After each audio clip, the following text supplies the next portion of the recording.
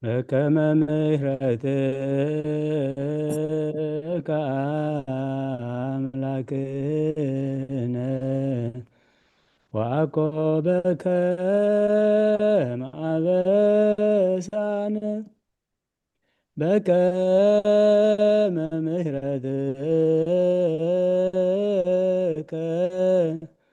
አምላክነ ወአኮበከ ማበሳነ በከመ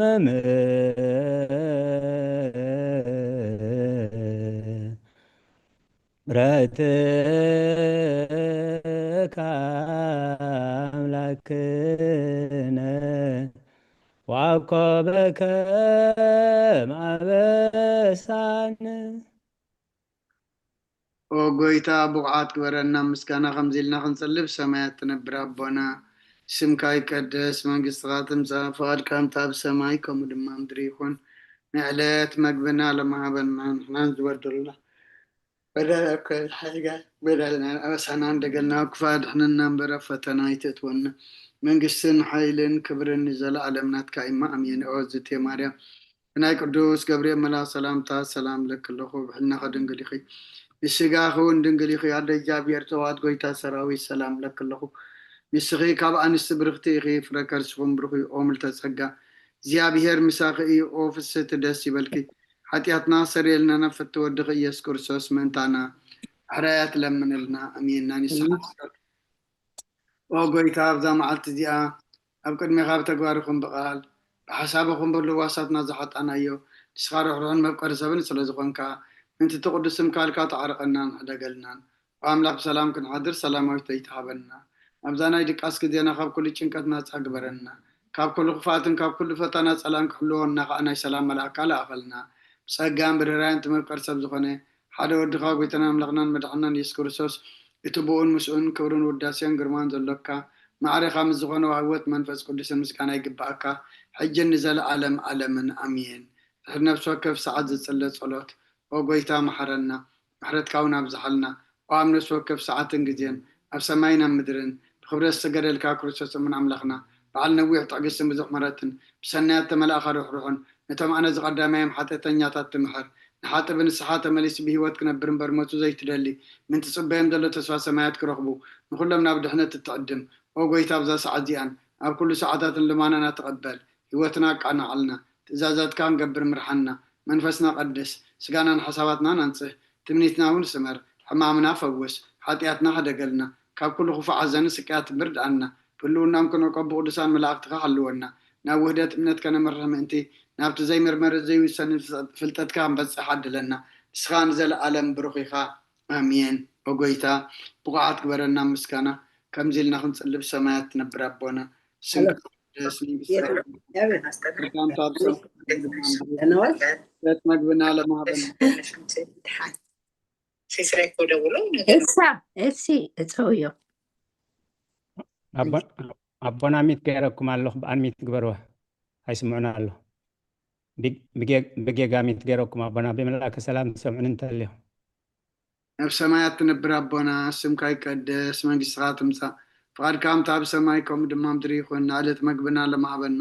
ንሕና ንዝበደልና በደሎም ከም ዝሓደግናለን በደልና ንዕብሳና ደገና ካብ ክፋ ድሕናና እምበረ ፈተና ይተእትወና መንግስትን ሓይልን ክብርን ንዘለዓለም ናትካ ኢማ ኣሜን። ኦ ዝቴ ማርያም ናይ ቅዱስ ገብርኤል መልአክ ሰላምታ ሰላም ለክለኹ ብሕልና ከድንግል ኢኸ ብስጋኹን ድንግል ኢኺ ኣደ እግዚኣብሔር ፀዋት ጎይታ ሰራዊት ሰላም ለክለኹ ንስኺ ካብ ኣንስቲ ብርክቲ ኢኺ ፍረ ከርስኹም ብሩኽ እዩ ኦ ምልዕተ ጸጋ እግዚኣብሔር ምሳኺ እዩ ኦ ፍስሕቲ ደስ በልኪ ሓጢአትና ክሰሪየልና ናብ ፍቲ ወድኺ ኢየሱስ ክርስቶስ ምእንታና ምሕረት ለምንልና ኣሜን ኣሜን። ቃለ ህይወት የስማዓልና ተጸለየ ጸሎት ተነበበ ንባባት ተማህለለ ምህልላ ሁሉ ቅድሚ እግዚኣብሔር ዓሪጉ መዓት ዘቁርር ምሕረት ዘውርድ ይግበረልና። ሎሚ ከም ፍቃድ እግዚኣብሔር ሃይማኖት ኣበው ምዕራፍ 79 ካብ ቁፅሪ 20 ክፍሊ 5 ካብ 21 ኢና ክንጅምር። እዚ ምዕራፍ እዚ ቅዱስ ቄርሎስ ናብቶም ናይ ሽዑ ዝነበሩ ነገስታት ዝፀሓፎ መልእኽቲ እዩ። እቲ ናብዚ ዝፀሓፈሉ ከዓ ክርስቲያን አንጻር ነገስታት እዮም ክርስቲያን አንጻር ሰላም እዮም ክርስቲያን አንጻር ሕጊ እዮም እንዳበሉቶም ናይ ዘመን ገዛዕቲ ንኽብሮም ንጥቕሞም ክብሉ አንጻር ክርስትና ይነብሩ ከም ዝነበሩ ክርስትና ናይ ሰላም እምነት ምዃኑ ክርስትና ነገስታት በቲ ዝግብኦም መገዲ ኣብ ስራሕ እግዚአብሔር ከይኣተው በቲ ዝግብኦም መገዲ ኣብ ቅድሚ እግዚአብሔር ቅቡል ሓላፍነት ከም ዝተዋህቦም ክርስትና ኣብ ሕብረተሰብ ሰላም ዕብየት እምበር ክርስትና ሽግር ከም ዘየምፅእ ንምርዳእ እምነትና እዚ ኢሉ ናብቶም ነገስታት ከም ዝፀሓፎ ኢና ርኢና ሎሚ ካብ ቁፅሪ 21 ኢና ክንጅምር ከም ፍቓድ እግዚአብሔር ኣዴና ኤልሳቤጥ ሚቲ ክንዘለኽን ኣቦና 21 ምስ ኣንበብሉና ወንጌል ዮሃንስ ምዕራፍ 5 ካብ 37 ክሳብ 38 ሰለስተ ጥቕስታት ከተንብባልና ኢኽነ ኣዴና ብረይ ወንጌል ዮሃንስ ምዕራፍ 10 ካብ 25 ክሳብ 40 ዘሎ ንባብ ቁፅሪ 21 ኣቦና ኣበይ መልአከ ሰላም ይረአይ ይህልኸውን ተስፋ ገብር ሎሚ ቅሩብ ኔማን ኣብልዎ በናት ስማት ናይ ስእሊ ስማት እንዲ ዝኽልክል ኔማንኩም ኣብልዎ ቅሩብ ጽቡቕ ንእሽተይ ተመሊሳና ብነበ ሕጂ ጽቡቕ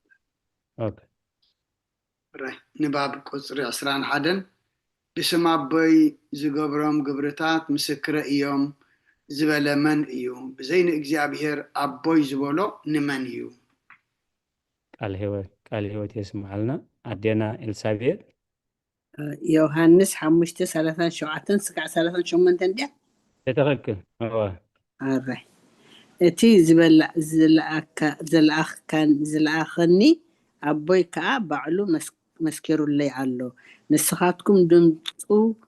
ከቶ ኣይሰማዕኩምን መልክዑ እውን ከቶ ኣይረኣኹምን በቲ ንሱ ዝለኣኾ ስለ ዘይኣመንኩም ከዓ ቃሉ ኣባኹም ኣይሓደረን ቃል ህይወት ኣብትና መምህር ትምኒት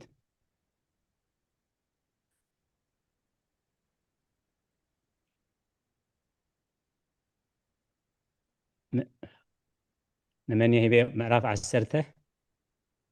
سنة 5-4 ماما بري ماما እሺ حرة يمتي ያለሁ በና حرة እሺ ኮይና ጽኒሐትኒ حرة 10:25-4 ኢየሱስ መሰሎም ነጊረኩም ኣይኣመንኩም እዚ ብስም ኣቦ ዝገብሮ ዘለኹ ግብርታት ይምስክረለይ ኣሎ ንስኻትኩም ግና ከምቲ ዝበልኩኹም ካብተን ኣባጊዒ ስለ ዘይኮንኩም ኣይተኣምኑን ኢኹም እተን ኣባጊዒ ግና ድምፀይ ይሰምዓ ኣነ ከዓ የእለልየን ንሳተን ኣይስዕባኒ ኣነ ከዓ ህይወት ዘለኣለም እህበን ንዘለኣለም ድማ ኣይጠፍኣን እየን ካብ ኢደይ እውን ዝምንዝዐን የልቦን እቲ ንኣታተን ዝሃበኒ ኣቦይ ካብ ኩሉ ይዓቢ እዩ ካብ ኢድ ኣቦይ ሓደ እኳ ክምንዝዐን ዝኽእል የልቦን ኣነን ኣቦን ሓደ ኢና ኣይሁድ ብዳርባ እምኒ ክቐትልዎ ከም ብሓድሽ እምኒ ኣልዓሉ ኢየሱስ ከዓ ካብ ኣቦይ ብዙሕ ሰናይ ግብርታት ኣርኤኩም ስለይ ኣየናይ ግብሪ ኢኹም ብዳርባ እምኒ እትቆትልኒ ትደልዩ ዘለኹም ኢሉ መለሰሎም ኣይሁድ ከዓ ስለቲ ምጥራፍካን ሰብ ክንስኻ ንኽፍሳህ ኣምላኽ ስለ ምግባርካን እምበር ነብስኻን ኣምላኽ ስለ ምግባርካ ስለቲ ጽቡቕ ግብርታትካስ ኣይኮናን ብእምኒ እንቐትለካ ኢሎም መለሱሉ ኢየሱስ መለሰሎም ኣብ ሕጉኹም ኣነ ኣማልኽቲ ኢኹም በልኩ ዝብሎዶ ኣይተጻሕፈን እዩ ነቶም ቃል ኣምላኽ ዝመጸሎም መላእኽቲ ካብ ዝብሎም ጽሑፍ ክፈርስ ኣይኽእልን እዩ ነቲ ኣቦይ ዝቐደሶ ናብ ዓለምን ዝለኣኾ ግዳ ወዲ ኣምላኽ እየ ስለ ዝበልኩኹም ከመይ ኢልኩም ትጻረፉ ኣለኻ ትብሉን ኣለኹም ግብሪ ኣቦይ እንተ ዘይገበርኩ ኣይተኣምኑንን እንተ ገበርኩ ግና ኣቦይ ኣባይ ምህላው ኣነ እውን ኣብ ኣቦይ ምህላው ምእንቲ ክትፈልጡ ከተስተብህሉንሲ ንኣይ እኳ እንተ ዘይኣመንኩም ነቲ ግብረይ ይመንዎ መሊሶም ድማ ክሕዝዎ ደለዩ እሱ ግና ካብ ኣእዳዎም መለቆ ከም ብሓድሽ ናብታ ዮሃንስ ቀደም የጥምቀላ ዝነበረ ስፍራ ናብ ማዕዶ ዮርዳኖስ ከደ ኣብ ኣውን ተቐመጠ አሜን ቃል ህይወት ሃብትና መምህር ትምኒት ወንጌል ሉቃስ ምዕራፍ 2 ካብ 4 ክሳብ 52 ንባብ ኣቦና ብመልአከ ሰላም ካብ ቁፅሪ 22 ክሳብ 24 ንሳቶም ነቲ ካብ ድንግል ተወልደ ናብ ሓደ ሸነኽ ንበይኑ ነቲ ሓደ ወልዲ ከዓ ንበይኑ ህላዊ ሰብነት ግብሪ መለኮት ክፍፅም ኣብ ልዕልና ክበፅሕ እውን ኣይከኣሎን እዩ ኢሎም ዶ ብሓቂ ይሓስቡ ይኾኑ ግናኸ ግብሪ ኣቦኡ ዝፈፀመ ክርስቶስ በዓሉ እዩ ንሱ በይኑ ከማና ሰብ ጥራይ ከም ዝኾነ ድማ ኣይንፈልጦን ኢና እንታይ ደኣ ስጋን ደምን ተዋሃደ ኣምላኽ እዩ ዳግም ኣብቲ ቅድም ዝነበሮ መለኮታዊ ግብሪ ኣብቲ ናቱ ፀኒዑ ነበረ ሰብ ናይ ምዃን ምስጢር እኳ እንተፈፀመ ብኩሉ ግብሩ ምስ ኣቦኡ ሓደ እዩ እምበኣር ከስ ቁኑዕ እምነት ዘለዎ ምስጢረ ስጋዌ ዝክሕድ ሓደ እኳ የልቦን ህፃን ክርስቶስ በብንእሽቶ ይዓብን ይፀንዕን ነበረ ካብ ጥበብ ድማ ይመልእ ነበረ ክብሪ ኣምላኽነት ምስኡ ከም ዝነበረ ተዛረበ ከም ብሓድሽ ከም ዝበለ ኢየሱስ ኣብ ቅድሚ እግዚኣብሔርን ሰብን ብኣካልን ብጥበብን ብፀጋን በብንእሽቶ ዓበየ መምህር ትምኒት ቃል ህይወት ይስማዕኒ አሜን ወንጌል ሉቃስ ምዕራፍ 2 ካብ ቁጥሪ 4 ካብ ቁጥሪ 4 ክሳብ 52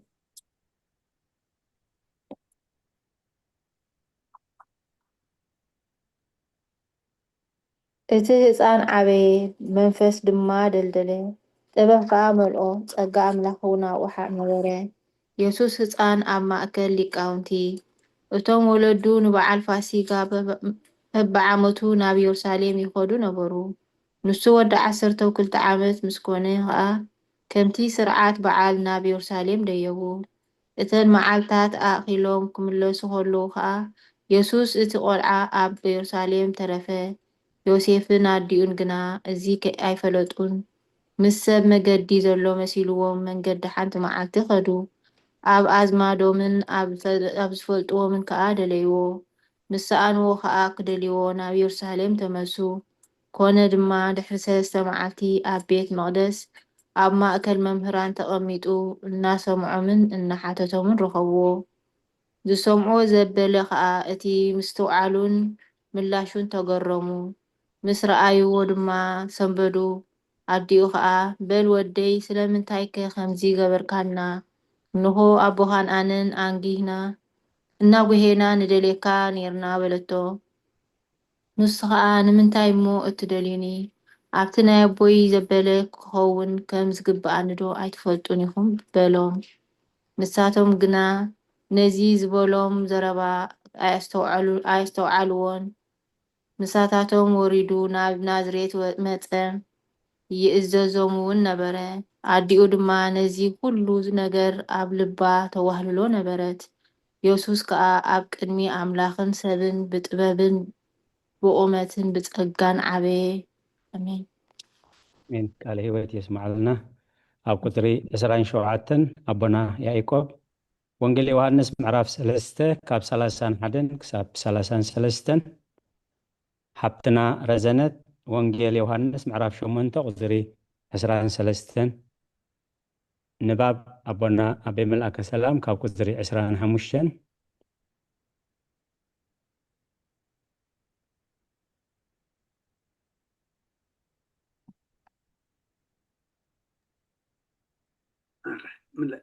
ملسوا أبنها أره قرب أورد أبلو أنت حتى مسمر تعب بلال أره تحتي أوكي نحنا قويتانا إيس كريستوس حدا إيو تم ملوكات النسبنة زقبؤو قبرتات نعوه يبنا ኣብ ሓደ ብተዋህዶ ከም ተፈጸመ ኢና እንዛረብ ሰብ ብርግጽ በብንእሽቶ ምዕባይ ከም ተቐበለ ኢና እንብል እዚ ድማ ብሓቂ ንስጋ ከም ዝግባእ ስርዓት ፈጸመ ከመይ ነዚ ንፍቓዱ ከም ዝግባእ ብሓቂ ተቐበለ ኣተዓባብያ ጽንዓት ኣካላት እውን በብንእሽቶ እዩ ዝዓቢ ካብ ህላዌ ጥበቡ ንበይኑ ስለ ዝሃቦ ድማ ብህላዌ ሙሉእ ጥበብ ኮይኑ ተራእየ ከምቲ ንስጋ ኣራይ ከምቲ ንስጋ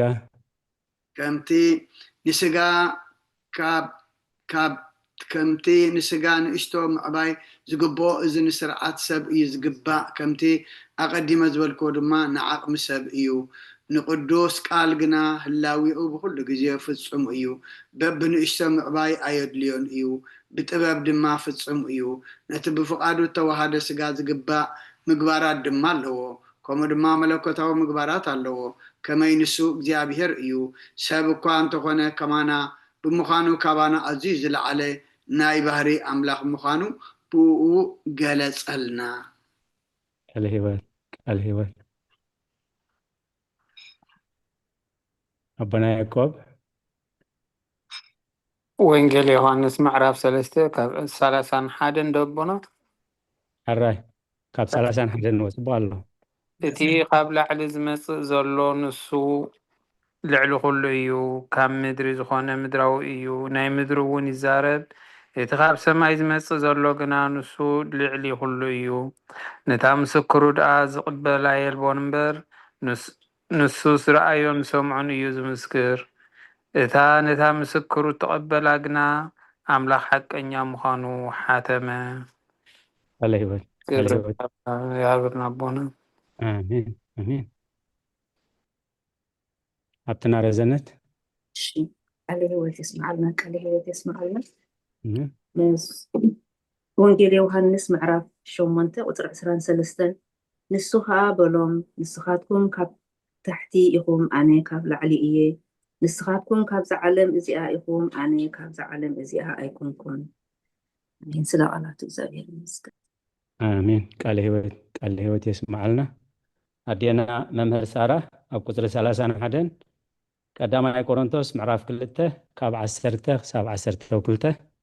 ቀዳማይ ቆሮንቶስ ምዕራፍ 2 ካብ 10 ክሳብ 12 ንባብ ቁጥሪ 28 ኣቦና ኣቤ መልአከ ሰላም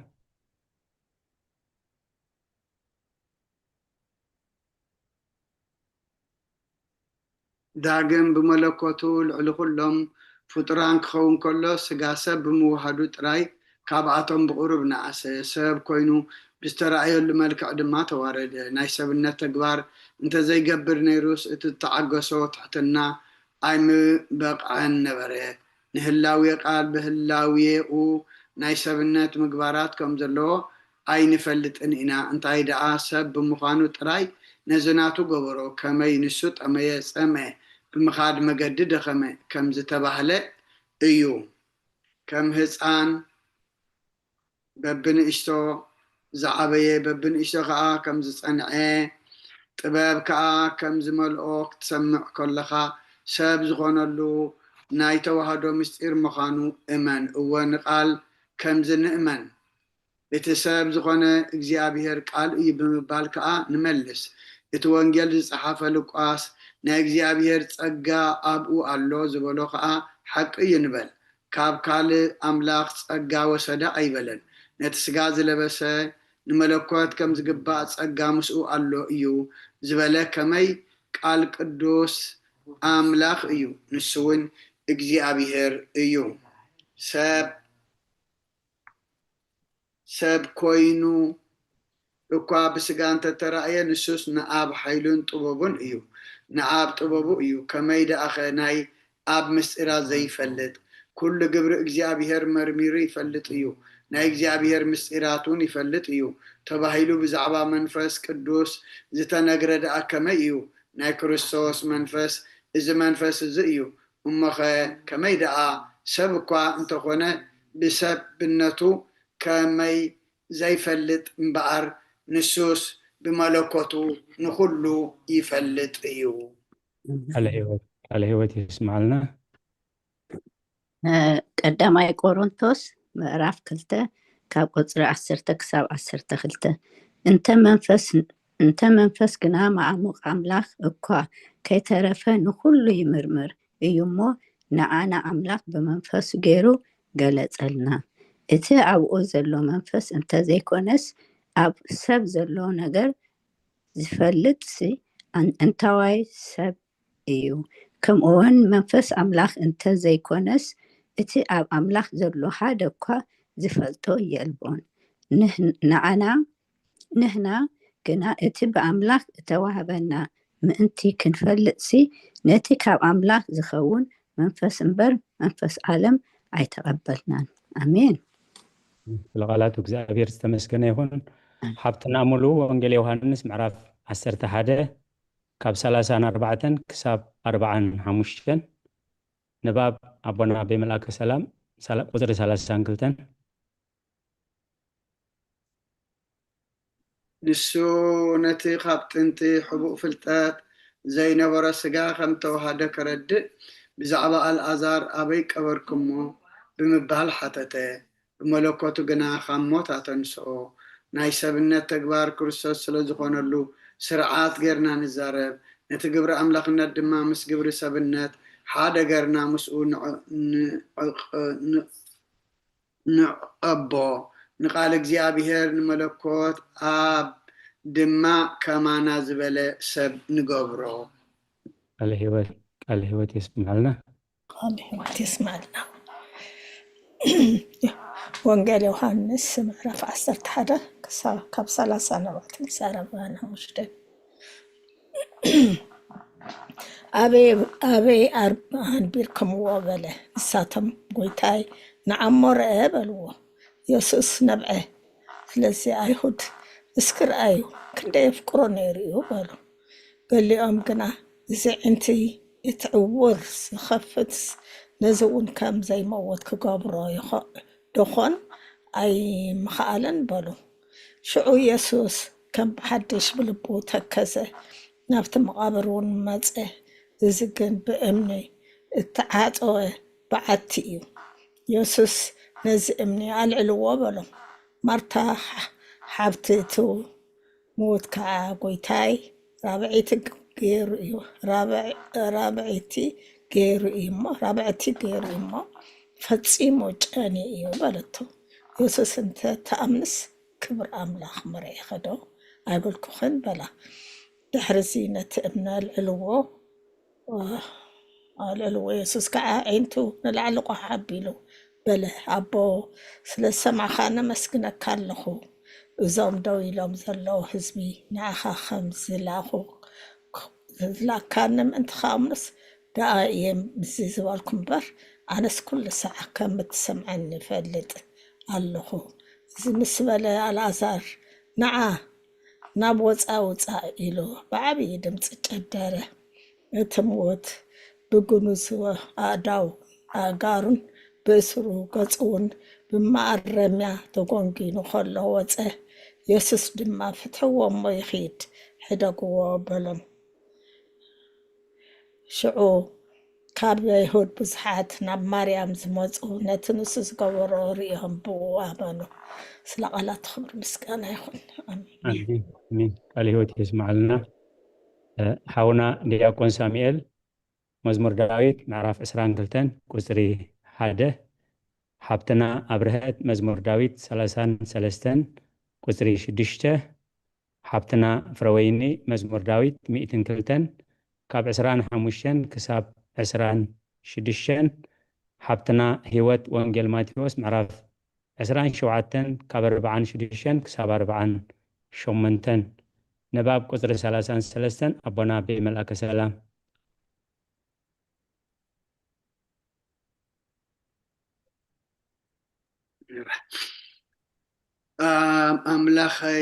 ኣምላኸይ ስለምንታይ ሓደካኒ እናበለ ቅዱስ ብዝኾነ ቃል ዓውሉ ተዛረበ። ቁፅሪ 33 ኣቦና ወሞሳ እንዲ ኣምላኸይ ትብለል ሕራይ ከም ብሓድሽ ትብል ስለ ዝነበረ ኣነ ፅቡቅ ኣለኹም ኣቦና ተዓቢጣህኒ ኮይኒ አንዲ ሕራልያ ውርድ ኣቦላይ ተልይዎ ኦኬ كم بحدش دما كم زبلة أملاخي سلامتاي حدكاني إن بلا قدس بزخنا قال عود تزاربه أمخ قال كاب سماي رديت حتى تمبال دو يكال إيو كم زك بهال أزيو نايك حدث صرف إيو نسو أبلع لغلو كم آب سلطان زلو إيو سماء دما بسلطان صنيعي نبر نسو بحق قوي تحيالات إيو زسمه كما ينبعلو ناي حق أملاخ إيو أمين سلقالات وزابير استمسكنا يهون مزمور داويت معرف عسان كلتن فوضى حدا أملاخي سلمتي حدا كاني كام مردئي كاب قالات أوياتي بالحق إخنا قال هوت يسمع لنا أبتنا برهد እሺ መዝሙር ዳዊት 33 ፍቅሪ 6 ሰማያት በቃል እግዚአብሔር ብዘሎ ሰራዊት እውን ብስትንፋስ አሁ ተገብሩ قال هوت يسمع لنا على هيوت تسمعنا على هيوت تسمعنا مزمور داويت 200 اسران حمشتن اسران حمشتن كاب انتن مدري سريت كايا سماي كاغور اداوكا يوم نساتم طفو يوم نسخاجن نبر لا كم دان كبلي يوم كم لبسي لوطم إخا لوطون يوم سلغلات خبر مسكن آمين كم يمسيكم كلهم سوري دودياتي ماتيوس 27 46 سقع 48 بتاشعي ساعات يسوس أليه لما سبقتني إلو بعبي دمتي جرحي إذا أملاخي من تحدكني مالتيو كابتوم أبوز دو زبالو سامعهم إذس نئلياس يتوع اللو بلو شعو حدا خباتهم قويو سفنك العيلو متسيس مليئو بزنجي غيرو أستيو قال هوت يسمع لنا آمين قال هوت يسمع لنا أدينا بريت تنبيت إسياس معرف 4 كاب 15 كساب قزري 25 نباب قزري 34 أبونا بملاك سلام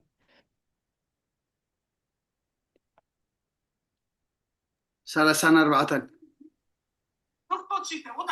قطر سلسان 4 هو أبونا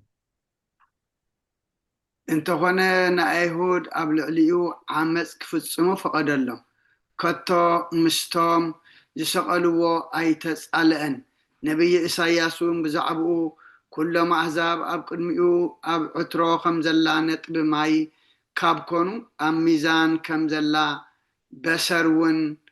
إيوم زقصرو مخدعا نتناي حيالات قويتا دعا بمنتاي كتم مساسلو إخوم بيناي مثالين ملك أنك كتم معراريو إخوم بلي سقالات وزابير استمسكنا يهون أدينا بري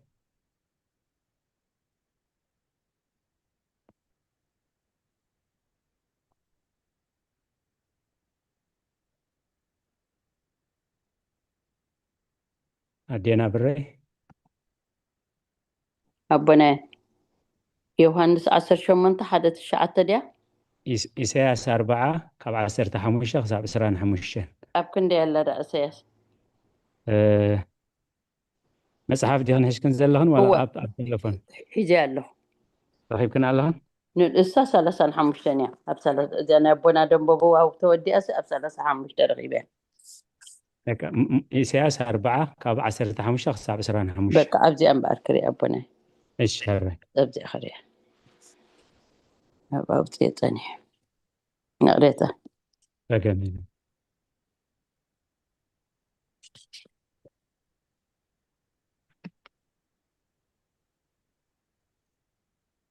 إيش رخيب يلا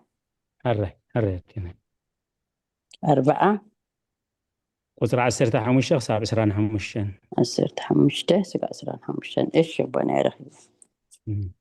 إنه أحزاب كم حنتي نطوي أب عثرو كم حنتي بسر أب ميزان يقصرو إنه دسيتات كم تجوجا يلعلو ليبانوس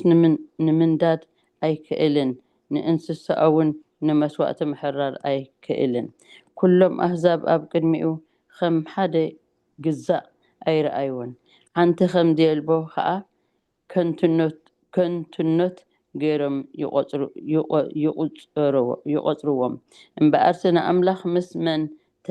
تماسسلوه مس أيناي ملكة كتم عراريو يخم جبار مثلي سي غيرو طاقوت يجبر أم كي دما بورق يلوطو بسالت برور كأ يسلمو اتخساب كندزي خيسو عقمي زيولو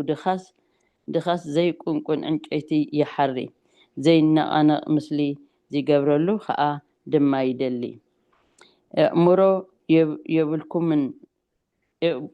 يبلكم من اكوادو ايتسمعون إخم كاب تنتدو ازي زيت زنتولكم مسرتاو مدري ينقركم دوخي أيستو عالكمن إخم نسو إيو أب لعلي إتا خباب مدري زي قمت وتم أب آجي نوبرو خا كم أنبتا إيوم نسميت كم جن إلا زيت سحتو زيت سحو محدري كخون دما خم دونكان زي قبرو نسو إيو نمسافنتي قالي أكوا خم زيكونو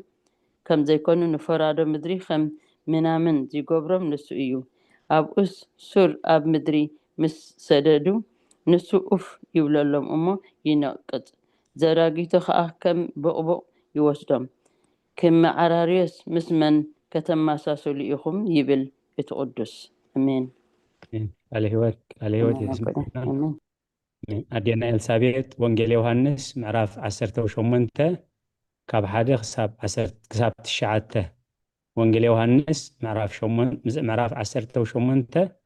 كاب كسر حادي خساب تشعته نباب أبونا كسر 35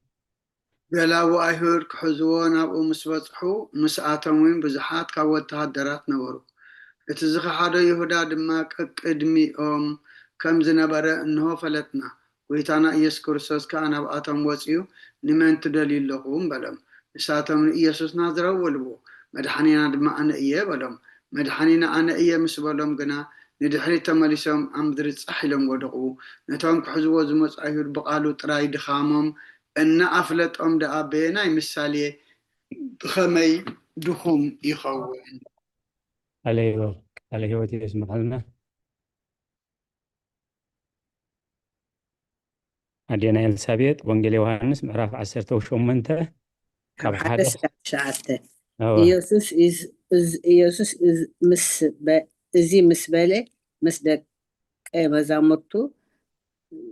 ነርባ ቴድሮስ دي قدروس نعم ربا قدروس نربع قدروس سجيرو نبتا أتخلتي زلوا بوتا خده مستم دك أمزامرتون نبقى أتوي يسوسن دك أمزامرتون أبتا بوتا بزح جزي يأكبو سلزنبرو أتي أحليفو ذهابو يهوداها نتابوتا يفلت أنا بري سلازي يهودا نتوم طفرا وتهدراتن نقالي قلاو لك أنا كهناتن فريساويانن مريحو فانوساتن زينة دد شغن أطوارن حيزو نابو متعي شعو يسوس نتي خلو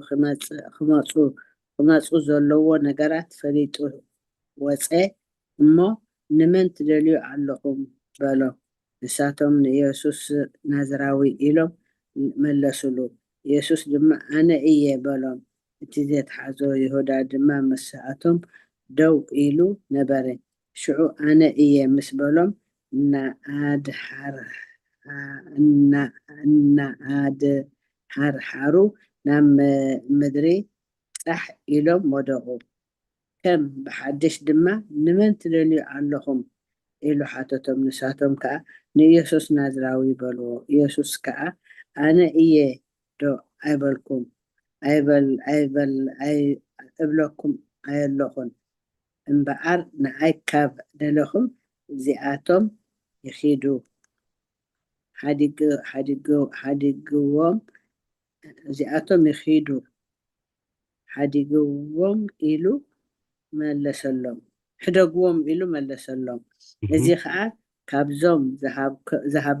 ذهب كاني حد أقوى أيطفاكم زبالق المأنتي كفتسم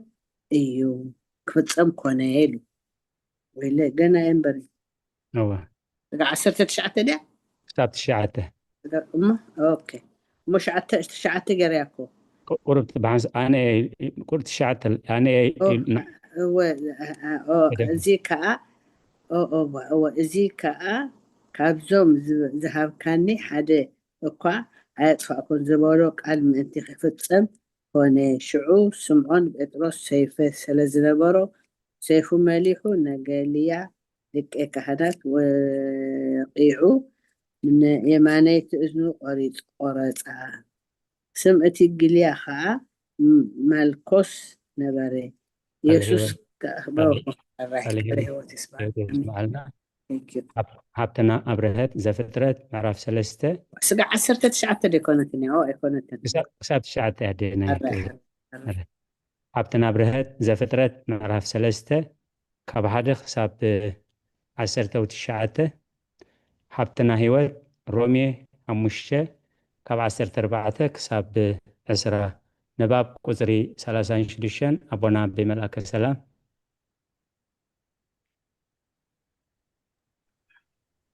حجد أملاخي كبلنا من تاد ليو نحنا خمزين نبل أدام بمجمرتا أنت تهوتو تأزاز أبزت حصل لقزيه بدله كابتات تأزاز حق دما تفليه زيابير كآخاب كاب هلاوية ساب ريحقو حديقو نبره شعو ساب أب تحت مرقم ترخبه موت كأسعاره من انت زيابير هلاوية ناداقم ناب زي مطفى كملس فتوي قال هيوت يسمع لنا حبتنا أبرهت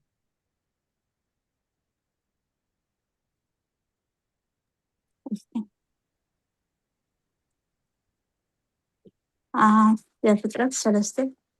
ምዕራፍ 3 ክሳብ ፍቕዲ 19 ብዛዕባ ፍረ እታ ኣብ ማእኸል ገነት ዘላ ካብ ጥቕሲ ሓደ ፍረ ኣብርህት ጥቕሲ ሓደ ሶሪ ሕረ ዘፍጥረት ምዕራፍ 1 ክሳብ ፍቕዲ 19 እግዚአብሔር ኣምላኽ ካብ ዝፈጠሮ ኩሉ ኣራዊት መሮር ተመን ይጎርሕ ነበረ። እታ ሰበይቲ ከዓ ኣምላኽሲ ካብ ኩሉ ኦም ገነት ኣይትብልዑ ኢሉ ዶ ኣዚዙ እዩ በላ። እታ ሰበይቲ ነቲ ተመን በለቶ ኣብ ገነት ካብ ዘሎ ፍረ ኦም ንበልዕ ኢና። ብዛዕባ ፍረ እታ ኣብ ማእኸል ገነት ዘላ ኦም ግና ኣምላክ ከይትሞቱስ ካብኣ ኣይትብልዑ ኣይትተምነይዋ እውን በለ። እቲ ተመን ድማ ነታ ሰበይቲ ኣይፋልኩምን ኣምላኽ ደኣ ካብኣ ምስ እትበልዑ መዓልቲ ኣዒንትኹም ከም ዝኸፈታ ከም ኣምላኽ እውን ከም እትኾኑ ጽቡቕን ክፉኡን ከዓ ከም እትፈልጡ ስለ ዝፈለጠ እዩ እምበር ኮቶ ኣይትሞቱን ኢኹም በላ። እታ ሰበይቲ ድማ እታ ኦም መብላዓ ጥዕምቲ ንዒንቲ ከዓ ጽብቕቲ ጥበብ ብምሃብ እውን እትብህግ ኦም ምዃና ርእያ ካብ ፍረኣ ወሲዳ በልዐት። ምስኣ ከዓ ንሰብኣያ ሃበቶ ንሱ እውን በልዐ። ሽዑ ኣዒንቲ ክልቲኦም ተኸፍታ ጥራዮም ምዃኖም ድማ ፈለጡ። ቆጽሊ በለስ ኣላጊቦም ከዓ ተዓጥቁ። ምድሪ ምስ ወልወለ ድማ ድምፂ እግዚአብሔር ኣምላኽ ኣብ ገነት ክመላለስ ሰምዑ። ኣዳምን ሰበይቱን ከዓ ካብ ገጽ እግዚአብሔር ኣምላኽ ኣብ ማእኸል ኣእዋም ገነት ተሓብኡ እግዚኣብሔር ኣምላኽ ድማ ንኣዳም ፀዊዑ ኣበይ ኣለኻ በሎ እሱ ከዓ ድምፅኻ ኣብ ገነት ሰሚዐ ፈራህኩ ጥራየይ ከዓ እየ እሞ ተሓባእኹ በለ እሱ ድማ ጥራይካ ምዃንካ ደኣ መን ነገረካ ካብኣ ከይትበልዕ ኢለ ዝኣዘዝኩኻ ኦም ዶ በሊዕኻ ኢኻ በሎ ኣዳም ከዓ እዛ ምሳይ ክትከውን ዝሃብካኒ ሰበይቲ ካብታ ኦም ሃበትኒ እሞ በላዕኹ በለ እግዚኣብሔር ኣምላኽ ድማ ነታ ሰበይቲ ስለምንታይ እዚ ገበርኪ በላ እታ ሰበይቲ ከዓ ተመናስሒትኒ በላዕኹ በለት እግዚኣብሔር ፍርዱ ከም ዝሃበ ሽዑ እግዚኣብሔር ኣምላኽ ነቲ ተመን እዚ ስለ ዝገበርካ ካብ ኩሉ እንስሳን ኣራዊት መሮርን ርጉምኩን ብከብድኻ ክትከይድ ኩሉ ዘበን ሂወትካ ድማ መሬት ክትበልዕ ኢኻ ኣብ መንጎኻን ኣብ መንጎ እዛ ሰበይትን ኣብ መንጎ ዘርእኻን ኣብ መንጎ ዘርኣን ከዓ ፅልኢ እተክል ኣለኹ እሱ ርእስኻ ክጭፍልቕ እዩ ንስኻ ድማ ሸኾንኡ ክትነክስ ኢኻ በሎ እታ ሰበይቲ ከዓ መከራኽን ፃዕርኽን ጥንስኽን ኣዝየ ከብዝሖ እየ ደቂ ብፃዕሪ ክትወልዲ ኢኺ ድሌትክ ድማ ናብ ሰብኣይኪ ክኸውን እዩ ንሱ እውን ክመልከኪ እዩ በላ ንኣዳም ከዓ ቃል ሰበይትኻ ስለ ዝሰማዕኻ እሞ ካብኣ ኣይትብላዕ ኢለ ዝኣዘዝኩኻ ኦም ስለ ዝበላዕኻ ምድሪ ብዛዕባኻ ርግምቲ ትኹን ኩሉ ዘበን ሂወትካ እንጌራኻ ካብኣ ብፃዕሪ ክትበልዕ ኢኻ እሾኽን ተኾርባን ተብቁለልካ ብቆፅሊ መሮር ድማ ክትበልዕ ኢኻ ናብታ እተፈጠርካላ ምድሪ ክሳብ እትምለስ እንጌራ ብረሃፅ ገፅካ ክትበልዕ ኢኻ መሬት ኢኻ እሞ ናብ መሬት ድማ ትምለስ በሎ ቃል ህይወት የስማዓልና ፅቡቅ ንባብ ሃብትና ብርሃት ቃል ህይወት የስማዓልና ሃብትና ህይወት ሮሜ 5 معرف ካብ ሮሜ معرف 5 ካብ 14 ስጋዕ 20 ሞት ግና ካብ ኣዳም ጀሚሩ ክሳዕ ሙሴ ኣብቶም ማዕረ እቲ ኣበሳ ኣዳም ሓጢኣት ዘይገበሩ እውን ስልጠነ ኣዳም ከዓ ምስሊ እቲ ዝመጽእ እዩ ግናኸ እቲ ውህበት ጸጋ ክንድቲ ኣበሳ ኣይኮነን ኣበሳ ሓደ ሰብኣይ ብዙሓት ሞይቶም እዮም እሞ እቲ ጸጋ ኣምላኽን ውህበትን ብጸጋ እቲ ሓደ ሰብኣይ ማለት ኢየሱስ ክርስቶስ ናብቶም ብዙሓት እምብዛ ይዓዝዝ እዩ እቲ ውህበት ከዓ ብመጠን እቲ ሓጢኣት ዝግበር ሓደ ሰብኣይ ኣይኮነን ፍርዲ ከዓ ሓደ ኩናኔ መፀ እቲ ውህበት ጸጋ ግና ካብ ብዙሕ ኣበሳ ንምጽዳቕ መፀ ሞት ኣበሳ እቲ ሓደ በቲ ሓደ ካብ ግዜ እቶም ትርፊ ጸጋን ውህበትን ጽድቅን እተቐበሉ ከዓ በቲ ሓደ ኢየሱስ ክርስቶስ ኣብ ህይወት ኣዝዩ ብዙሕ ክገዝኡ እዮም እምበኣርሲ እቶም ብዙሓት በቲ ዘይምእዛዝ ሓደ ሰብኣይ ሓጣን ካብ ዝኾኑ ከምኡ ከዓ ብምእዛዝ እቲ ሓደ እቶም ብዙሓት ጻድቃን ክኾኑ እዮም እሞ ከምቲ ብሓንቲ ኣባሳ ናብ ኩሉ ሰብ ኮነነ ዝመፀ ከምኡ ድማ ብሓንቲ ግብሪ ጽድቂ እቲ ምጽዳቕ ንህይወት ካብ ኩሉ ሰብ መፀ ኣበሳ ምእንቲ ክዓዝሲ ሕጊ ኣተወ ኣብቲ ሓጢኣት ዝዓዘዞ ግና ኣብኡ እቲ ፀጋ ኣዝዩ ዓዘዘ። ቃል ሂወት ተመስገን። ቃለ ህይወት የስማዓልና። ኣሜን። ሰላም ኣጀሚሩ ብሰላም ንባባት ዘፈፀመና ናይ ባእሪ ምስጋና ብፀሓዮ ናይ መዝሙር ግዜና ኣኺሉ ኣሎ። ንመዝሙር ዝተዳለኹም ዝተዳለኽን ብፍላይ ከዓ ቅድሚ ሕጂ ዘሚርኩም ዘይትፈልጡ ወይ ዘሚርክን ዘይትፈልጣ ሎሚ ብመዝሙር ንኣምላኽ ውዕለቱ ምስጋንኡ ኣምልኸቱ ክንገልፅ ትብሉ ሕራይ ሓብትና ሙሉ ከምኡ ናብ ርህቲ ሓብትና ኦኬ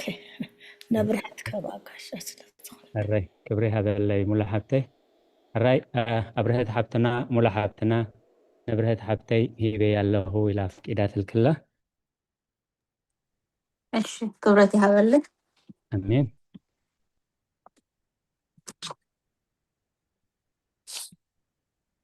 እግዚኣብሔር ምሳና እንተዘይነብር ትብል መዝሙር እያ። ኣብ ጸሎትኩም ዘክሩኒ። ብስም ኣብን ወልድን መንፈስ ቅዱስን ኣሚን ክዝምር እያ።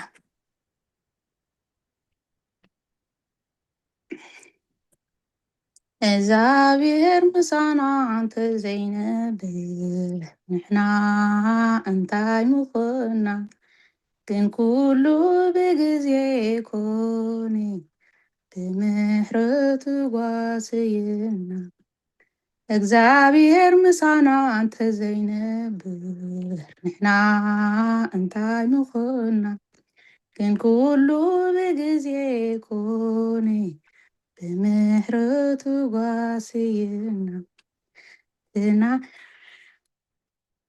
ትዘይክፈት ማዕጾ ንሱ እንተዘይሰብሮ ብዘይናቱ ደገፍ መን እሞ ዝሰግሮ? ግን ኩሉ ሓሊፉ ብግዜ ወጊሑ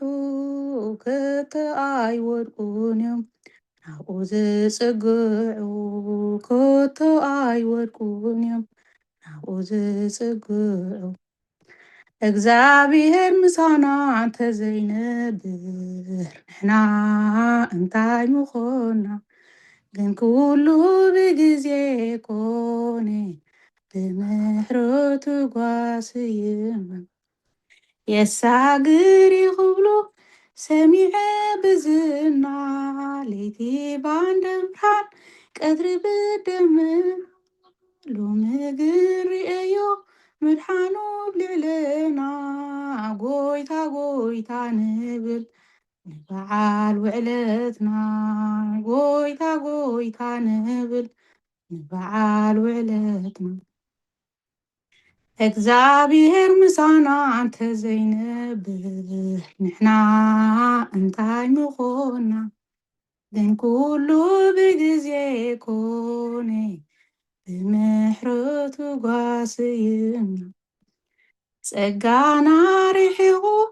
ትናዝራውነትና ጸላኢ ተንሲኡ ክፈሪ ኣባና። እግዚኣብሔር ጠሚቱ ሓያላት ገይሩና ምሕረቱ ኣብዚሑ ኣብዚ ኣብፂሕና። ምሕረቱ ኣብዚሑ ኣብዚ ኣብፂሑና። እግዚኣብሔር ምሳና እንተዘይነብር ንሕና እንታይ ምኾና? ግን ኩሉ ብግዜ ኮነ ብምሕረቱ ጓስየና። ኣቤሎ እናበለ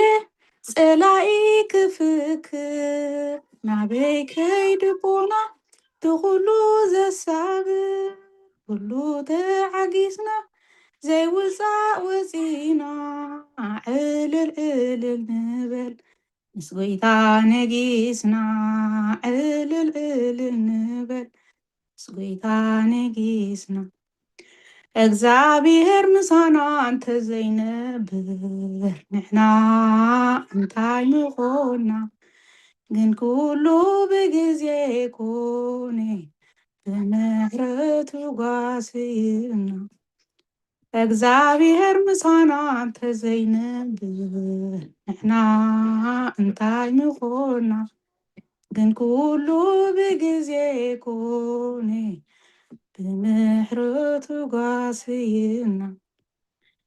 አሜን። ስለ መዝሙሩ እግዚአብሔር አምላክና ዝኸበረን ዝተመስገነን ይሁን። ስለ ዝተዋህበን ዕድል ከዓ ክብረት ይሃበለይ። ቃለ ሕይወት የስማዓልና ሓብትና አብርሀት እግዚአብሔር ምሳና እንደዘይነብር ንሕና እንታይ ምኾንና ግን ኩሉ ብግዜ ኾነ ብምሕረቱ ጓስየና እናበለት እያ ክትዝምረልና ፀኒሓ ውዕለት አምላኽ ጉስነት አምላኽ ዘይታኸስ ዘይድቅስ አቦ ከም ዘለና ብሂወት ዘለና ከዓ ብሂወት ይግባአና ኮይኑ ዘይኮነስ ምሕረቱ ዘይታኸስ ጓሳ ዘይታኸስ አቦ ስለ ዘለና እዩ። እግዚአብሔር ምሳና እንደዘይነብር ንሕና እንታይ ምኾንና ኩሉ ግዜ ግን ኩሉ ብግዜ ኾነ ብምሕረቱ ጓስይና እቲ ዘይክፈት ማዕጾ ንሱ እንደዘይሰብሮ ብዘይናቱ ደገፍ መን ሞ ክሰግሮ ግን ኩሉ ሓሊፉ ብግዜ ወጊሑ ኮቶ ኣይወድቅን እዮም ናብኡ ዝጽጉዑ የሳግር ይኽብሉ ሰሚዕና ብእዝና ለይቲ ብዓንዲ ብርሃን ቀትሪ ብደመና ሎሚ ግን ርኢና ምድሓኑ ኣብ ልዕሊና ጐይታ ጐይታ ንበል ንበዓል ውዕለትና ጸጋ ሪሒቑ እቲ ናዝራዊነትና ጸላኢ ተንሲኡ ክፍክር ኣባና እግዚአብሔር ጠሚቱ ሓያላን ገይሩና ምሕረቱ ኣብዚሑ ኣብዚ ኣብፂሑና ኣይክእሉን እዮም እናበለ ጸላኢ ክፍክር ናበይ ከይዱ ቦና እቲ ኩሉ ዘሳግር ኩሉ ተዓጊስና ከይውድ ዘይውፃእ ወፂና ዕልል ንበል ምስ ጐይታ ነጊስና ክብሪ ንዝኽሪ ስሙ ይኹን። ሓብትና አብርሀት ደጊመ ብስም ኩሎም ተኸታተልትን ተሳተፍትናን እግዚአብሔር ዝማሬ መላእኽቲ የስማዓልና ነቶም ሰማዕናውን ዝማሬ መላእኽቲ የስማዓልና። ሕራይ ኣዴና ሳራ መዝሙረ ዳዊት 124 እግዚአብሔር ምሳና እንተዘይነብር ይብል እስራኤል እግዚአብሔር ምሳና እንተዘይነብር ሰብ ክትንስኡና ከለው ሃርቆቶም ኣብ ልዕሌና ክነድድ ከሎ ሽኡ ብሂወት ከለና መዋሃጡና ሽኡ ማያት መጥሓለና ውህዝ ብልዕሊ ነፍስና መዋሃዘ ሽኡ እቡያት ማያት ብልዕሊ ነፍስና መሓለፉ ነይሩ እቲ ንምንጭጫቶ ኣስናኖም ክንከውን ዘይወፈየና እግዚአብሔር ይባረክ። ነፍስና ከም ኡፍ ኣብ መፈንጠራ ሃዳናይ ኣምለጠት መፈንጠራ ተበትከ ንሕናውን ኣምለጥና ረድኤትና ብስም እቲ ሰማይን ምድርን ዝገበረ እግዚአብሔር እዩ። ቃለ ሕይወት የስማዓልና ብትኽክል ምንጭ መዝሙርና እግዚአብሔር ምሳና እንደዘይነብር ይበል እስራኤል ኢሉ ቃለ ሕይወት የስማዓልና ሓብትና ሕይወት ዋና ኻኒ እዚያ ምሕረት ድሽማ ሶሪ አብርሀት ሶሪ ብጣዕሚ ጽብቕቲ መዝሙር ዘሚርክልና ቴንኪዩ። ኣብ ሳራ ሓፍትና ዝበለታ እንደ ጀሚርያ ነይረታ መዝሙር እስራኤል ኣሚን መዝሙር ዳዊት 124 እቲያ 1 and 2 ሕጂ ምስኣታ ሓይዘ ሳሪና ኢላታ ምስኣት ካልእቲ ዝገበርኳ ከዓኒ ኣብ ጃን ዮሃንስ ከም ጻሞኒ ዮሃንስ 15:5 ከዓሲ ምስታ መዝሙር ትኸይድ ኮይና ክስተገር ምስኣት ትኸይድ ኮይና ረኺበያ ዮሃንስ 15:5 እንታይ ትብል ምስታ እግዚአብሔር ምሳና እንተዘይነብርሲ እንታይ ምኾንና እንዲያታ ኣርእስታ እቲ ጎንዲ ወይኒ ኣነ ጨንፈር ከዓ ንስኻትኩም ኢኹም ብጀካይ ሓንቲ ከዓ ክትገብሩ ኣይትኽእሉን ኢኹም እሞ እቲ ኣባይ ዝጸንዕ ኣነ እውን ኣብኡ ንሱ እዩ ብዙሕ ፍረ ዘፍሪ ይብሉና እሞ ምስኣት ትኽእል ኮይና ተሰሚዓትኒ ቃል ሕይወት የስማዓልና ኸሊፈኪ ብርግጽ ኣይክእሉን እዮም እናበለ ጸላእ ክፍክር ናበይ ከይዱ ቦና እቲ ኩሉ ዘሳግር ኩሉ ተዓጊስና ዘይውፃእ ወፂና ዕልል ንበል ምስ ጐይታ ነጊስና ብዘይበኣይ ዋላ ሓንቲ ክትገብሩ ኣይትኽእሉን ኢኹም ንሱ ምሳና ስለ ዝነበረ እዩ እቲ ኣባይ ዝጸንዕ ኣነ እውን ኣብኡ ንሱ እዩ ብዙሕ ፍረ ዝፈሪ ስለ ቃላቱ እግዚአብሔር ዝተመስገነ ይሁን አሜን። ሕራይ ካልኦት በናትዕብ ናይ ህይወት ቀፂለ ዘለካ ሸሞንተን ሸውዓተን ንክቅፅላ حراي 5 حراي ኣባይ እንተፀናዕኹም ቃለይ እውን ኣባኻትኩም እንተሃደረ እትደልይዎ ዘበለ ትልምኑ እሞ ኣይኮነልኩምን ብዙሕ ፍረ እንተፈሪኹም ኣቦይ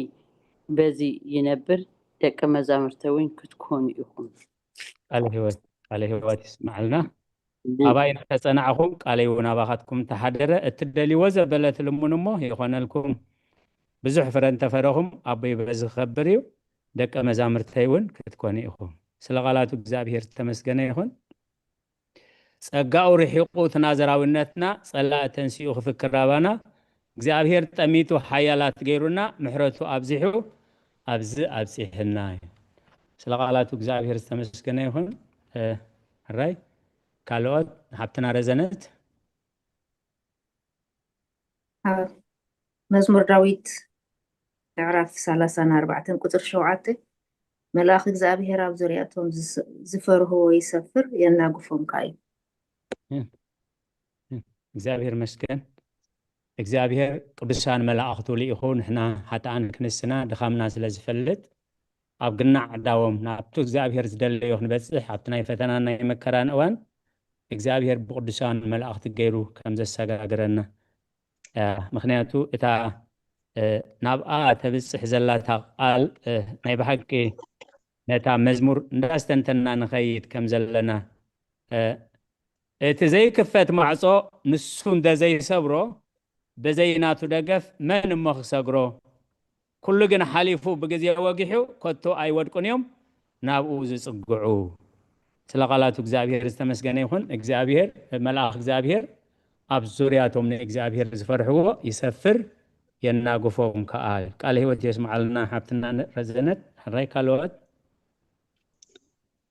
أبي مرقيت أنا خالق سامي ሕራይ ሓውና ዲያቆን ሳሙኤል رومي بعرف شو منت فقد 31 ሮሜ أمبارسي هو شو منت 31 أمبارسي بزعبا زي نجار زي أنتي كن بلينا أملاخ مسانا خاب كونخ من يزك أو منا حكي ቃል ህይወት የስማዓልና ቃል ህይወት የስማዓልና እግዚአብሔር ምሳና እንደዘይነብር ንሕና እንታይ ምኾና ግን ኩሉ በጊዜ ሆነ በምህረቱ ጓሲና ስለ ቃላቱ እግዚአብሔር ተመስገነ ይሁን ደጊመ ሀብትና ብርህት ዘማሪ መላእክት የስማዓልና ኩሉ ጊዜ ሮሜ 8:31 ኩለንተን እተን ጥቅስታት ንዛ መዝሙርና ዝኸዳ ካብ ጉባኤ ዝመፀው كدغمني نتوم نذكر نحز زلنا رجز كهون لنا منتي قدم مسغارنا مزمور داويد 124 كاب حاجه خصاف ثاني وانجيل يوحنس 15 قطر 5 وانجيل يوحنس معرف 15 قطر 7 مزمور داويد 34 قطر 7 روميا 8:31 يعني رنتن تقصدات سلقات እግዚአብሔር ዝተመስገነ ይሁን ሎሚ ኣብ ሃይማኖት አበው ምዕራፍ 39 ክፍሊ 5 ካብ 21 ክሳብ 36 ኢና ንቢብና እዚ መልእኽቲ እዚ ናብ መን ተጻሒፉ ስለምንታይ ተጻሒፉ ንዝብል ኣብ ዝሓለፈ ግዜ ናብቲ ጥቕሲ ሓደ ቅዱስ ቄርሎስ ናብቶም ነገስታት ንዝነበሩ ናብቶም ናይ ዓለም ገዛእቲ ከም ዝጻሓፎ ስለምንታይ ይጽሒፍዎ ከዓ እቲ ክፉእ መንፈስ ክርስትና አንጻር ነገስታት ምድሪ እዩ አንጻር ሕጊ እዩ አንጻር ህዝቢ እዩ አንጻር ሰላም እዩ አንጻር ቅሳነት አንጻር ሓድነት እንዳበሉ ይጉስጉሱ ከም ስለዝነበሩ ወንጌል ሰላም ንኩሉ ሰብ ነገስታት ይኹን አሕዛብ ይኹን ሕጊ እግዚአብሔር ክሳብ ዘይፍረሱ ንኩሉ ሕብረተሰብ ብሰላም ዘንብር ሰማያዊ ሕጊ ናይ ድሕነት ብስራት ናይ ድሕነት ወንጌል ምዃኑ ንኽገልጸሎም ኢየሱስ ክርስቶስ ፍጹም አምላኽ ፍጹም ሰብ ምዃኑ በአምላኽነቱ ዝሰርሖ ስራሕቲ ምስ ትስብእቱ ዝተዋሃደ ትስብእቱ ዝሰርሖ ስራሕቲ ከዓ ምስ መለኮት ዝተዋሃደ ምዃኑ እናገለጸ ከም ዝሰምዑ ዝጸናሕና ኣበይ ቀቢርኩሞ ንኣልዓዛር ክብል ከሎ ዘይፈልጥ ስጋ ከም ዝተዋሃደ እዩ አብርሃ አልዓዛር ውፃዕ ኢሉ መቃብር ከይተኸፍተ ብቃሉ ከተንስኦ ከሎ ከዓ መለኮት ዝተዋሃዶ ትስብእቲ ምዃኑ ኢሉ ካብቲ ቅዱስ ቄርሎስ ዝገልጾ ነበረ ናይ ትርጓሜ ስለዚህ ናብ ነገስታት ዓለም ዝተጻሕፈ ምዕራፍ እዩ ዕላማ ከዓ ነቲ ንክርስትና አንጻር ነገስታት እዩ አንጻር መንግስታት እዮም አንጻር ሕብረተሰብ አንጻር ሰላም እዮም እናበሉ እናበለ ሰይጣን በቶም ግዙኣቱ ገይሩ ዘናፍሶ ዝነበረ ሓሶት ምዃኑ ክርስትና ናይ ኩሉ ነገር ሰላም ምዃኑ ክገልጽ እዩ ዝጽሓፎ እዩ ስለዚ ካብ ናይ ሎሚ ዘስተንተናዮ ሃይማኖት አበው ምዕራፍ 79 ክፍሊ 5 ካብ 22 ካብ 21 ክሳብ 36 ኢና አንቢብና ካብ ናይ ሎሚ ናይ ንባባት ሃይማኖት አበው ወይ ካብ ዘንበብናዮ መጽሐፍ ቅዱስ አነ ሎማዓንቲ እዚኣ ተረዲኤ እዚኣ አስተንቲነ እንብሎ ከምውን ሎሚ ካብ ናይ ሎሚ ንባባት እዚ ኣይተረዳእንን ካብ ሃይማኖት አበው ክኸውን ንኽእል ካብቲ ንባባት ናይ መጽሐፍ ቅዱስ ክኸውን ንኽእል እዚኣ ኣይበረህትለይ እንብሎ እንተሎ ከዓ ከነስተንትን እቲ ግዜ ናይ ጉባኤ እሞ እቲ ግዜና ከም ፈቃድ እግዚአብሔር ንጠቀመሉ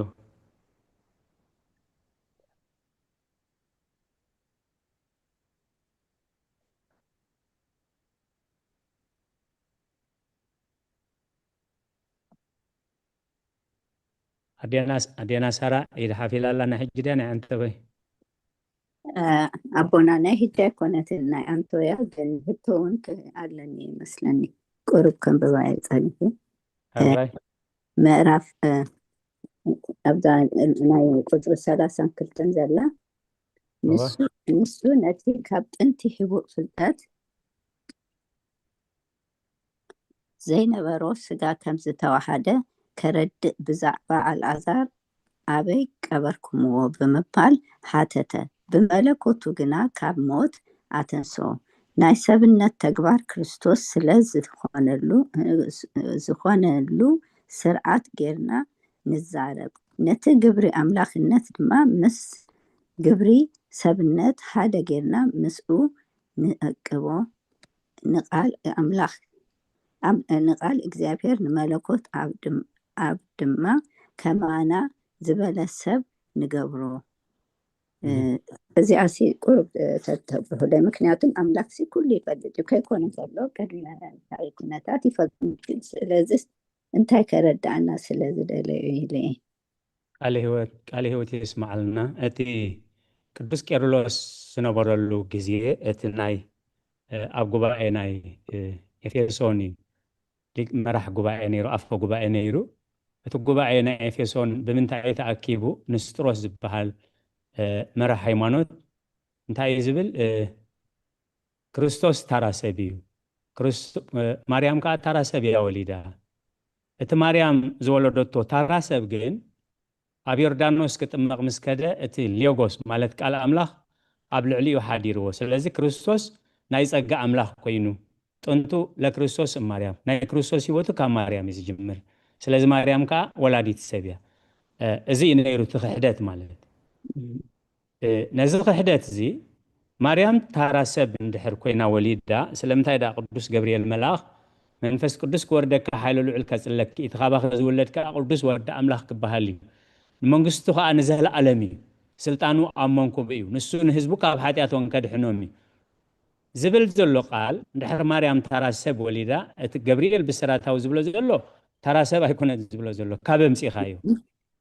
ኢሎም ቃል እግዚአብሔር መስረትዑ ንዓና ንመረዳእታ ኢየሱስ ክርስቶስ ግብረ ስጋውነት ክገልጹ ክርእዎም ከሎ ክርስቶስ ታራሰብ ይብሉ ክርስቶስ ናይ ኣምላኽነት ስራሕ ክሰርሕ ከሎ ከዓ ክርስቶስ ፍጹም ኣምላኽ እምበር ሰብ ኣይኮነን ይብሉ ንክልቲኦም ይጓጨውን ከም ዝነበረ እታ ክልተ ልደት ብተዋህዶ ከበረ ኢየሱስ ክርስቶስ ፍጹም ኣምላኽ ፍጹም ሰብ ማለት perfect in his divinity and perfect in his humanity in his incarnation ብሎ ማለት ፍጹም ኣምላኽ ፍጹም ሰብ ሕጂ እቲ ፍጹም ሰብ ንብሎ ዘለና እቲ ኣበይ ቀቢርኩሞ ኢሉ ዝሓተተ ክርስቶስ ዘይፈልጥ ስጋ ተዋሃይዱ ከም ዘሎ ንኸረጋግጽ ኢሉ ስለዚ እቲ ሰብኣውነቱ ምስ መለኮቱ ተዋሂዱ ኣሎ እቲ መለኮት ዝተዋህዶ ሰብ ከዓ ዘለዓለማዊ ኣምላኽ መለኮት ተዋሂድዎ ስለ ዘሎ ብመለኮታዊ ሓይሉ አልዓዛር ውፃእ ኢሉ ኣዚዙ ስለዚ እታ ተዋህዶ ትብል ቃል መለኮትን ተስቢኢትን ወይ ቃልን ስጋን ተዋሃደ ንብሎ نزن كلتيني أبي كبيركم وخبل كله زي فلت سجا ويتارات سجا توحيد خمزلو الأزار وسع قبل كله خا السجا ملوكتاوي بحري لبيسو توحيد خمزلو نمجلاز ده دحري يسيعب زلون سلامنتاي أملاخي كم زبالة سلامنتاي كأملاخي اندابلة ملوكتاوي حيلي كم سرها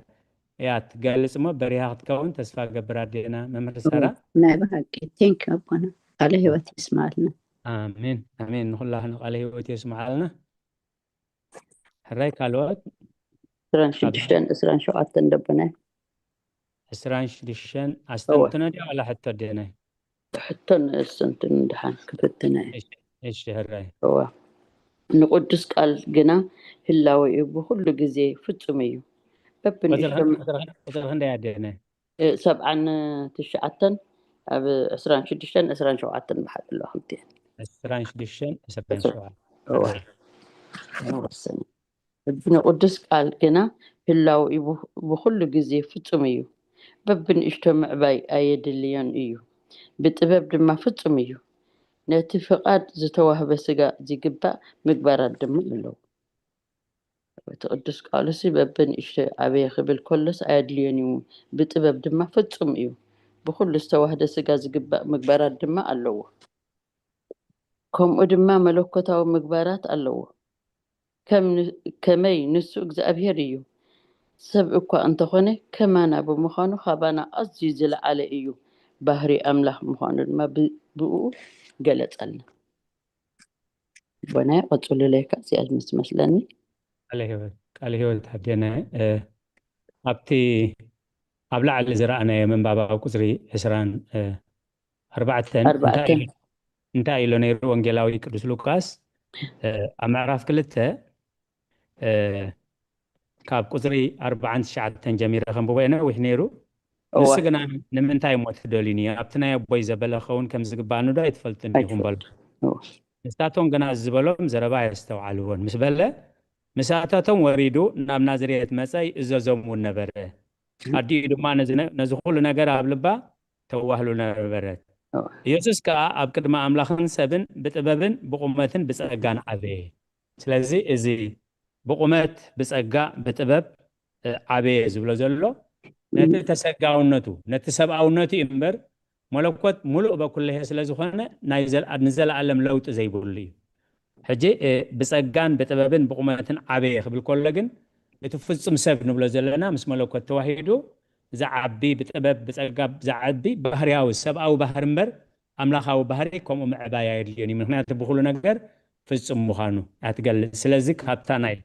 قبل عليا زنببنا أنا يوانجل لوكاس نقدس قالجنا بهلاوي بخل جزية في السميو ببن اجتمع باي أيد ليوني هنا قبل علم تايلو زلو نحنا جنا قويت إيس كريستوس حديو بتوم نملكوت نتسبيتن زقوب قبرتات نعوه ابنا أب حدا بتوحدو 5 تفصمي إنا نزارب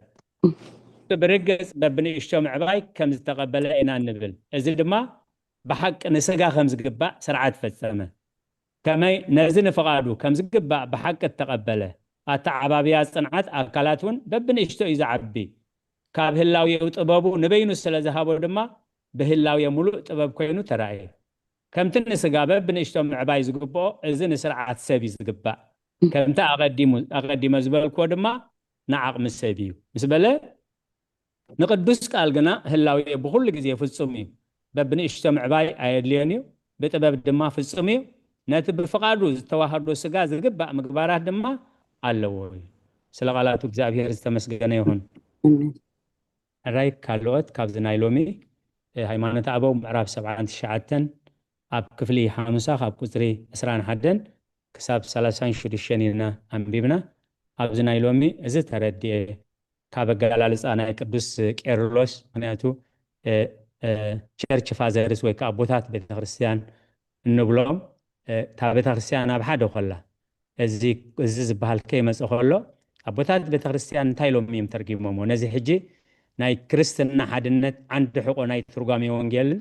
ምስጢራትን ኮይኑ ዘሎ እቶም ኣቦታት ቅድሚ ታ ቤተክርስትያን ቅድሚ ጉባኤ ኬልቄዶን ማለት ቅድሚ 450 ዝነበረ ጉባኤታት እዚኣቶም እዮም እቶም ኣቦታት ቤተክርስትያን ዝበሃሉ ስለዚ ቅዱሳን ኣቦታትና ነቲ ወንጌል ከመይሎም እዮም ተርጊሙ ኣነ ከምዚ እያ ዝረዳእኒ ኣነ ከምዚ ተገሊፅለይ ኣነ ከምዚ ዝብሎ ዘይኮነስ ቅዱሳን ኣቦታት እንታይ ኢሎም ተርጊሞሞ እንታይ ኢሎም ከመይ ገይሮም ገሊፆሞ ኢና ንብል ማለት እዩ ስለ ቃላቱ እግዚአብሔር ዝተመስገነ ይኹን ሕራይ ካብዚ ናይ ሎሚ እዚኣ ተረድየ እዚኣ ኣስተንቲነ እዚኣ በሪሃትለይ ንብሎ እንተሎ ኣቦና ሂወቴን ንእሽተይ ዶ ክፍትን ሕራ ሂወት ሃብተ ቁሩብ ቴክስታ ኮይኑ ኣለኹ ግን ኣም ትራይ ኣም ጎኖ ትራይ ኣታ problem. ሳልሰይቲ ኣታ ኣንተ ወይ ኳ ሳራ ዝገለፀታ ገሊፅኩማ ኢኹም ግን ምስ ኣተ ተሓሓዘት ኮይና ተሰሚዓትኒ ኣብታ ከስተንትና ከለኹ እታ ናይ 36 ሲ ሕጂ ደኣ ኣምላኸይ ኣምላኸይ ክብል ንምንታይ ኣድለዮ ንሕና ከምዚ ንብል ኣዳም ብመጀመርታ ነቲ ዝተዋህበቶ ትእዛዝ ኣብዚ ጥሓሰሉ ግዜ በደለ ካብታ ትእዛዝ ሕጊ ድማ ተፈለየ እግዚኣብሔር ከዓ ካብኡ ካብ ህላዊ ሰብ ርሒቑ ሓዲጎ ነበረ ሽዑ ሰብ ኣብ ትሕቲ መርገም ተረኽበ ሞት ከዓ ሰዓሮ ምእንቲ እዚ እግዚኣብሔር ህላዌና ዳግም ናብ ዘይምፍጣር ክምለስ ፈተወ እዚኣ ከስተንትና ከለኹስ ብጣዕሚ ተመስገን ይኹን መድሃንያለም ኣብዚኣ ንዓና ክብል ሕጂ ኣብታ ሮሜ ከዓ ነንደንቢበያ ካብ ሮሜ 5 ካብ 14 ስጋዕ 20 ኣባየ ሞርክስታይ ገይረ ሕጂ ብታ መጨረሽታሲ እቲ ናይ ኣምላኽሲ ብጣዕሚ ዘደንቕ ሚስትርያውሲ ስርሑ ዝበሃል ኣብታ ሕጂ ምሳሌ 18 19 ናብ ሮሜ ምስታ 20 ምሰንበብኳ እምበኣርሲ እቶም ብዙሓት ኣብቲ ዘይምእዛዝ ሓደ ሰብኣይ ሓጢኣት ከም ዝኾነ ከምኡ ከዓ ብምእዛዝ እቲ ሓደ እቶም ብዙሓት ፃድቕ ክኾኑ እዮም እሞ ከምቲ ብሓንቲ ኣበሳ ናብ ኩሉ ሰብ ኮነን ዝመፀ ከምኡ ድማ ብሓንቲ ግብሪ ፅድቂ እቲ ምፅዳቕ ንሂወት ናብ ኩሉ ሰብ መፀ ኣበሳ ምእንቲ ክዓዝሲ ሕጊ ኣተወ ኣብቲ ሓጢኣት ዝዓዘዘ ግና ኣብኡ እቲ ፀጋ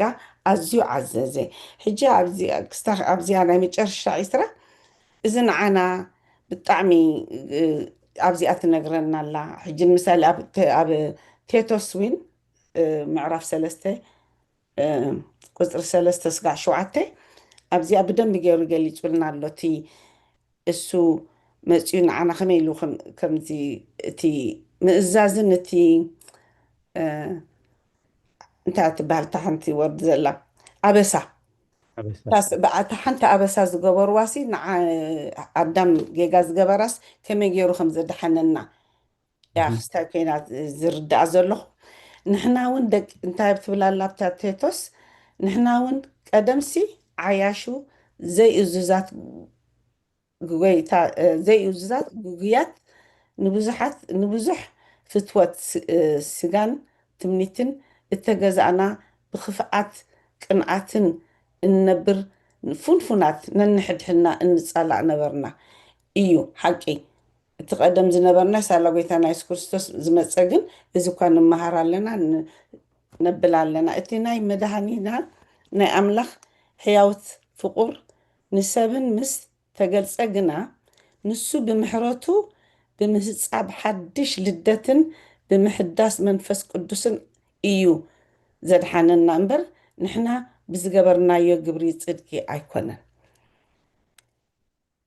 ብፀጉኡ ፀዲቕና ብተስፋ ናይ ዘለዓለም ሂወት ወረስቲ ምእንቲ ክንከውንሲ መድሓኒና ኢየሱስ ክርስቶስ ገይሩ ንመንፈስ ቅዱስ ኣብ ልዕሌና ኣብዚሑ ኣፍሰሶ ተመስገን መድሃኒዓለም እዚኣ ከዓ ምስኡ ምስ ንቐርብ ከምቲ ገሊፅዋ ኣሎ እዚኣ ቁርተይ ንምግላፅ ንዓይ ይፈልጥ ክስታይ ተረዲኣትንላ ኣፀቢቐ ንክገልፃ ግን ቁርተይ ክስታይ ገይራትኒ ብጣዕሚ እቲ ንዓና ክብል እምበርቲ ቀደም ከምቲ ዝበልዎሲ እቲ እዙዛት ኣይነበርናን ሓቂ ነበረናን ዓያሹ ኢና ነርና ሕጂ ግን ኣብ ልብና ክንምለስ በቲ ናቱ ብደሙ ተሰዊኡ ንዓና ከድሕን ዝመፀ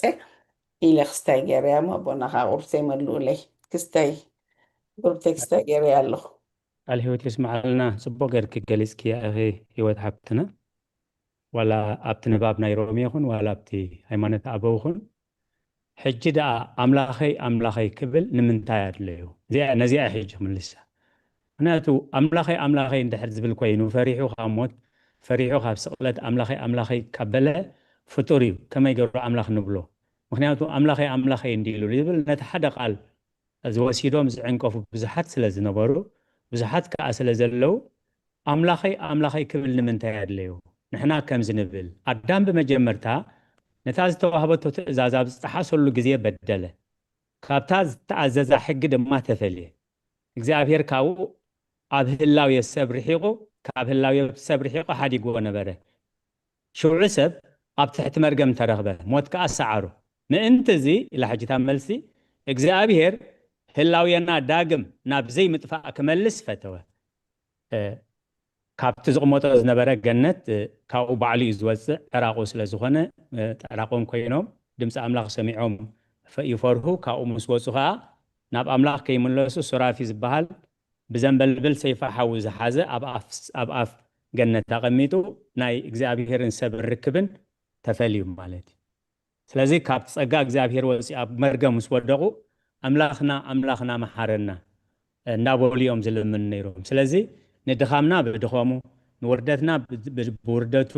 ንፀርፍና ብፀርፉ ንኩሉ ዋጋ ክሕስ ከም ዝገበሮ እዩ ኣስፊሕ ክብታ ናይ ሮሚ ይኹን ናይ ቲቶስ እውን እንታይ ከም ዝነበርና እንታይ ከዓ ብፀጉኡ ብደም መስቀሉ እንታይ ከም ዝረኸብና ትገልጽ እሞ ስለ ቃላቱ እግዚአብሔር ዝተመስገነ ይኹን ኣዕዚዙ ምግላጹ የብዝሓልኪ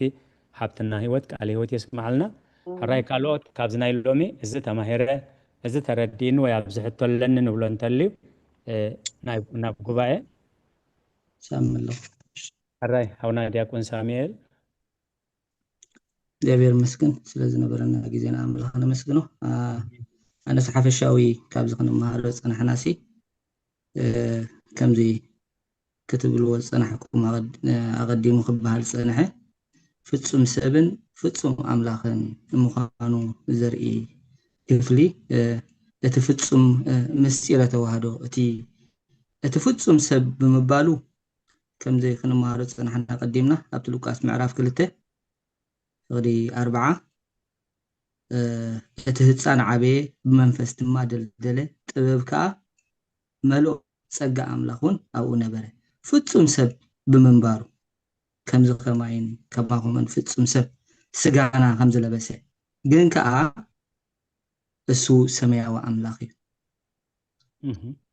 ብዘይ ዘርኢ ሰብኣይ ካብ ኣዴና ቅድስቲ ድንግል ማርያም ዝተወልደ ንዓለም ዝፈጠረ እንታይ ኢሉ ኣነ ካብ ላዕሊ እየ ኢሉ ሰብ እኳ እንተኾነስ ብመለኮቱ ኩሉ ይፈልጥ ፍጹም ሰብ ብምዃኑሲ ከምዛ ቀዲምና ክንመሃሮ ዝነበር ዝፀናሕና ካብ ጥንቲ ሕቡእ ፍልጠት ዘይነበሮ ስጋ ስለ ዝለበሰሲ ኣይፈልጥን ማለት ኣይኮነን ምክንያቱ ንዓ ኣልኣዛራብያ ኣንቢርኩሞ ምስ በሎምሲ ስጋ ሰብ ስለ ዝለበሰ እምበር ንሱሲ ኩሉ ይፈልጥ ኩሉ ዝፈልጥ ኣምላኽ ንሱ ኣብ ልዕሊ ኩሉ ስልጣን ዘለዎ ንሰማይን ምድርን ንሰማይ ኣጽኒዑ ዝሓዘ ኣምላኽ ነቶም ክሕዝዎ ዝመፁ ኣብታ ዮሃንስ 18 ዘንበብናያ ነቶም ክሕዝዎ ዝመፁሲ ብቃሉ ጥራይ በደሎም ካብ ኣፍለጦም ብቃሉስ በድፃሕ ኢሎም ንድሕሪት ወዲቖም ንመን ኢኹም ትደልይዎ ዘለኹም ንመን ኢኹም ትደልዩ ዘለኹም ስበሉ ብቃሉ ጥራይ በደሎም ካብ ኣፍለጦም ከመይ ኢልኩም ኢኹም ድኹም ትብሉ ዘለኹም ኢልና ክንመሃር ፀኒሕና እግዚአብሔር መስገን ኣምላኸይ ንምንታይ ሓደካኒ ክብል ከሎ ከዓ ኣዳም ወዲቑ እግዚአብሔር ናብ ዘይምጥፋእ ክመልሶ ስለ ዝፈተወ ኣምላኸይ ዝበለ በርድኹም ስለ ዝኾነ ይኮነን ንሱ ጸሎት ዝሰምዕ ኣምላኽ እሞ እግዚአብሔር መስገን ስለ ዝነበረና ጊዜ ስለ ዝተዋህበና ዕድል የመስግን ቃለ ህይወት ይመስማልና ሓውና ዲያቆን ሳሙኤል ስላስተንተነኻ ስለተሳትፎኻ ቃለ ህይወት የስማዓልና ናብ ዝለዓለ ማዕርገ ክህነትካ ይብቅኻ ሕራይ ዘለና ግዜ ኣቦና በመላከ ሰላም ቃለ ምዕዳን ሂቦም ብጸሎት ከዓጽውልና ነቦና ኣቤ መላከ ሰላም ብኽብሪ ናብ ኣውደ ምሕረት ዕድም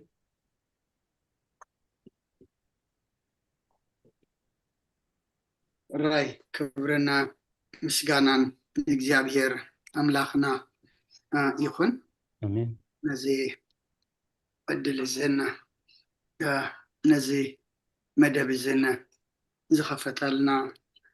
አምላክና ምስጋና ይብፅሐዮ ኣቦና ኣበይ መርጌታ ቃለ ህይወት ስማዓልና ከምኡውን መዝሙር ዝዘመርኪ ሓፍትና ዝማሬ መላእኽቲ የስማዓልና ነታ ዝተዘመረት መዝሙር ይኹን ነዚ ናይ ቅዱስ ቄርሎስ መልእኽቲ ድማ ብጥቕስታት ጌርኩም ተረዳእኩም በስተንትኖ ገልጹ ንሕቶ ዘይተረዳእኩም ድማ ብሕቶ ንኩልኩም ሳተፍኩም ኣምላኽ አገልግሎትኩም ይባርኽ ኣብታ 34 እንተኾነ ንኣይሁድ ኣብ ልዕሊኡ ዓመፅ ክፍጽሙ ፈቐደሎም ከቶ ምስቶም ዝሰቐልዎ ኣይተጻልአን ነቢይ ኢሳያስ ብዛዕባኡ ኩሎም ኣሕዛብ ኣብ ቅድሚኡ ከም ዕትሮ ከም ዘላ ነጥቢ ማይ ካብ ኮኑ ኣብ ሚዛን ከም ዘላ በሰር እውን እዮም ዝቁፀሩ እሞ ኸደኣ ነቲ ናይ ሓያላት ጎይታ ደኣ ብምንታይ ከተመሳስልዎ ኢኹም በየናይ ምሳሌን መልክዕን ከ ከተማዕራርይዎ ኢኹም ስለቓሉ ኣምላኽና ምስጋና ይብፅሐዮ እንተኾነ ንኣይሁድ ኣብ ልዕሊኡ ዓመፅ ክፍጽሙ ፈቐደሎም ድኹም ስለ ዝኾነ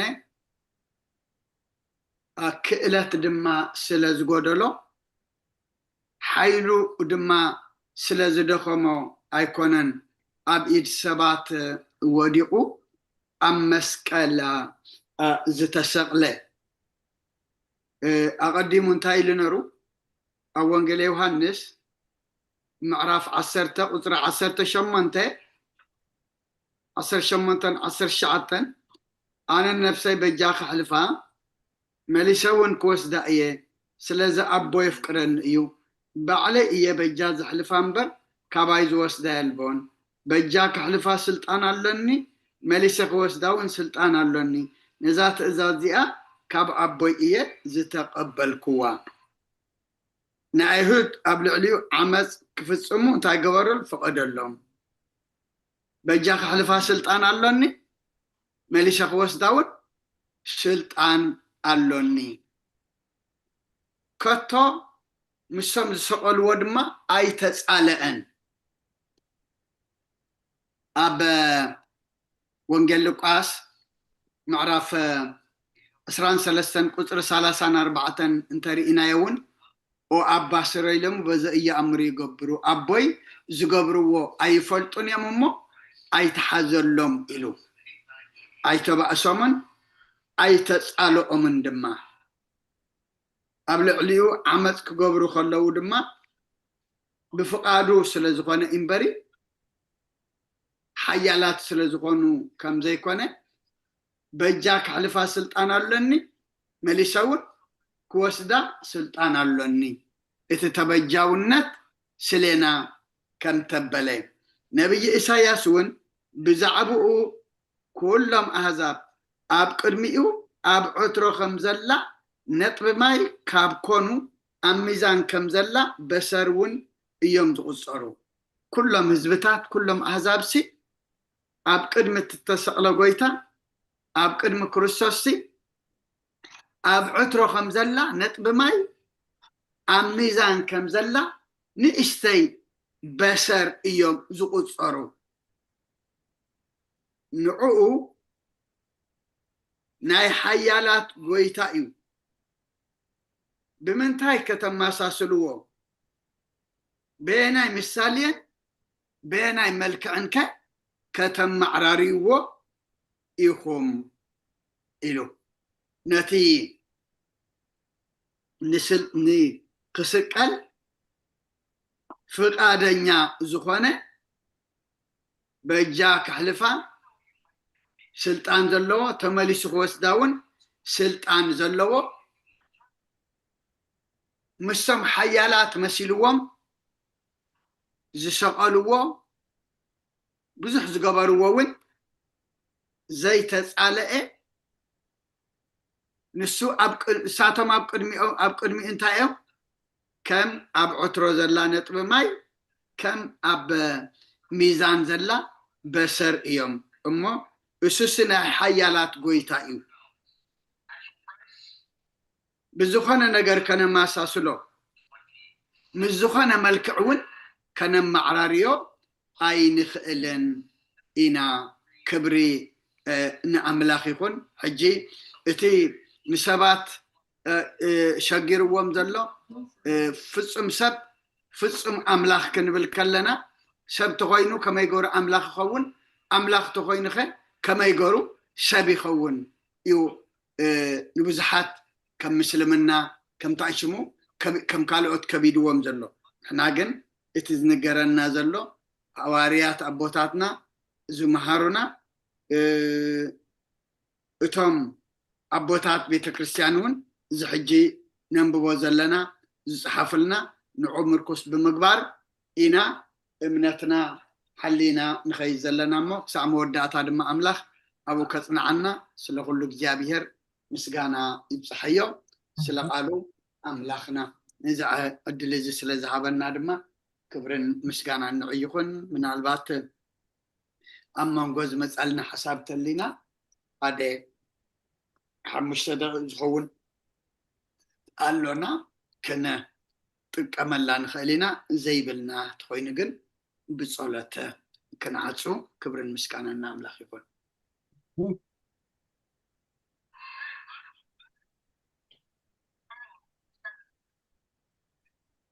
ራይ ዝኾነ ስተንትኖ ዝኾነ ሕቶ እንተልዩና ኣቦና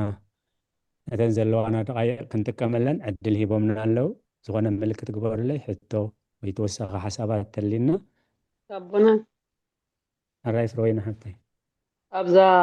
ኣቦና ክባፅነስ ኣብታ ኢሳያስ ካብ ኢሳያስ 4 ካብ 15 ጋብ 25 ዝዘለስ ኣብታ 10 ኣይተረዳእትን እታ 10 ራይ صبغ حتى نصر حتى تنبيت إساس معرف 4 قصري 10 أزياء أي برهتن أي بره معي تخسع كند زي خسوء عقم زي بلو دخس زي كون عنسيتي حري زي النقانق مسلي زي قبر له خال دما يدلي حجي أملاخ يرقم سلز نبره أب كهن أرون جميروم توم حزب مسجددو ورق مراخ كم سرح لهم طاوتات يبل مالت حجي قبل علم تاي جليسو جبار مسلي غيرو فس غيرو طاوت يقبر ام كاخدما بورقي لبطو بسنسلت برر كايسلمو زيوم حجتهم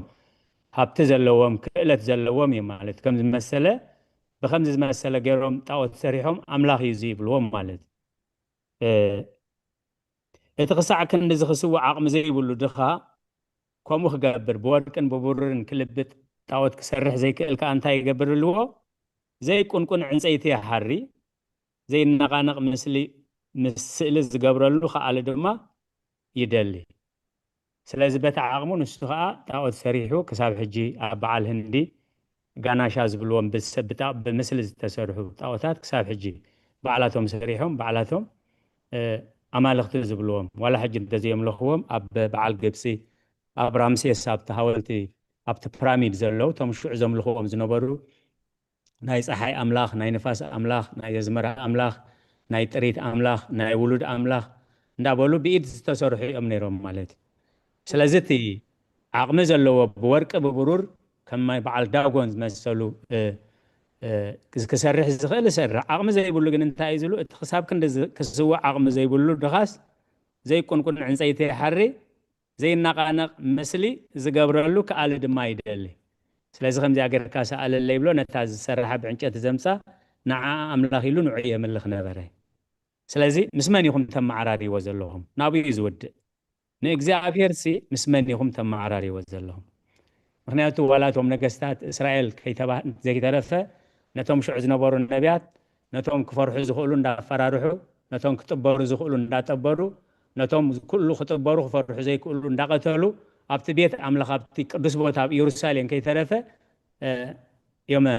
በዓል መናስየ ኣብቲ ጣዖታት ደቁ ከይተረፈ ኣብቲ ንጣዖታት ይስውእ ነበረ ነጋንንቲ ይስውእ ነበረ እዩ ዝብል ቃል ኣምላኽ ማለት በሪሃ ክትከውን ተስፋ ገበር ፍሮይ በሪሃት ለአቡና በሪሃት ቃል ህይወት ይስማን ነለ ኩሎትኩም ይባረክ ወትድኻሲ ዘይብሉስ ኣብ ወርቂ ይኮነ ናብቲ ዕንጨይቲ ይደሊ ዘይ ቁንቁን ዕንጨይቲ ይደሊ ማለት እዩ كم هابتام سلزي يكون ምክንያቱ ብወርቅን ብብሩርን ዝልበት ጣዖት ክሰርሕ ዓቕሚ የብሉን ግን ኣብቲ ናይ ምልኾ ጣዖት ግን ኩሎም ዘለዎን ዘይብሉን ሓደ ኾነለዉ ማለት ኣምልኾቶም ንጣዖት ግን እቶም ሃብታማት ብወርቂ ዝሰርሑ ከለስ ድኻ ከዓ ነተን ዘን ቁልቁል ዕንጨይቲ ይደሊ ማለት እዩ ቀኒየላ ኣቦና ቃል ህይወት ይስማዓልና ግልግሎትኩም ይባረክ በሪሃት ኣንቢበያስ ምክስታ ጌራትኒ حقا صبغ مبر أبونا أمسيوم ما نعاق حد نداولكم أبونا أمسيوم صافي እግዚአብሔር ይመስገን معلنا بتاعنا علمنا عننا آمين حدا زحاتته هاي حنت زحاتته نبزحات نخلنا نخستنتنا سلنتكم صبغ مو سلتساتفو خي سلحتو خا زبنا قلقلوت كبار فروينا حبتنا بدك بدك تحقسي آمين أبونا حلفا آمين آمين ربنا بملاك السلام نباهم صلوات تعزلنا اسمع أبو ولدو منفس قدس هذا أملاك أمين قدس إجابي رملخنا سلا خلو تمسكن نزق زيز حبكنا نزق بعزيز خفت كالنا نسخة خماكر نسكنا نأخيكون نأخان نخبر له احنا ما مقدد احنا تنحزر له بمنفس عبينا بسماين نتمته له قبر لنا نزق بعيد ساتفهم زلو كلهم أبطات هديتات أحوات حد ما عصب ما يتطفع لهم أقلقلتهم تقبل عالم سلام نزل لنا يهجر سلام هجرنا نهزبنا نقرابتنا منقنا سلام حبنا حمومان فوصلنا وزنا نصعنا نعلنا تميم زلو نسعلنا بسقام نفس التعصف تحلنا فحزب ولا أكبلنا بصعبان زلو دما مسرف طر لهم أملاحنا سلو تمسجن أو فرز زلو دما دحان يتولنا يقشوا دحان ملسلنا كلهم ولدنا النعبيم زلنا بروحاتن قدساتن قبرلنا سلام عليكم نحن مسكنك سلام دم حضرنا أبسماء تنبر أبونا سمك يقدس منجس خاتمزها فقد كام تاب سمايكم دم مدريكم نالت مقبنا لما حبنا احنا نزبدلنا بدلهم تحدقنا لهم بدلنا نوسانا ندقلنا كوكفاد احنا ننبر فتنا يتأتونا منجسن حيلن كبرن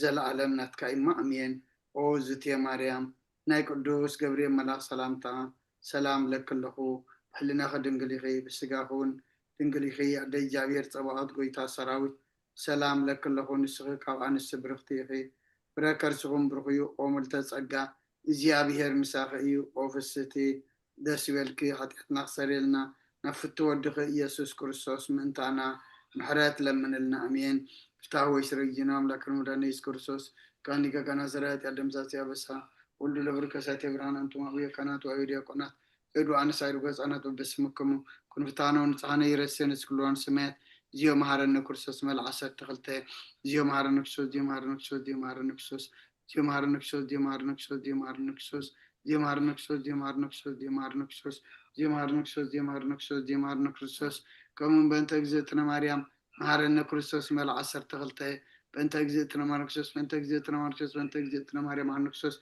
بنت أجزتنا ماركسوس بنت أجزتنا ماركسوس بنت أجزتنا مريم ماركسوس بنت أجزتنا مريم ماركسوس بنت أجزتنا مريم ماركسوس بنت أجزتنا مريم ماركسوس بنت أجزتنا مريم ماركسوس بنت أجزتنا مريم ماركسوس بنت أجزتنا مريم مهارن كرسوس أجاقويتنا يسوع كرسوسن فورك جابي ربون حبرة منفس قدسن قبل علينا قبل على كلكم قبل علي أبزل لنا يبوتان قصفن دربن كوين يورد كبرن مسكانان نعملاخ يخون كلهم زمن أقلقلتكم يبارخ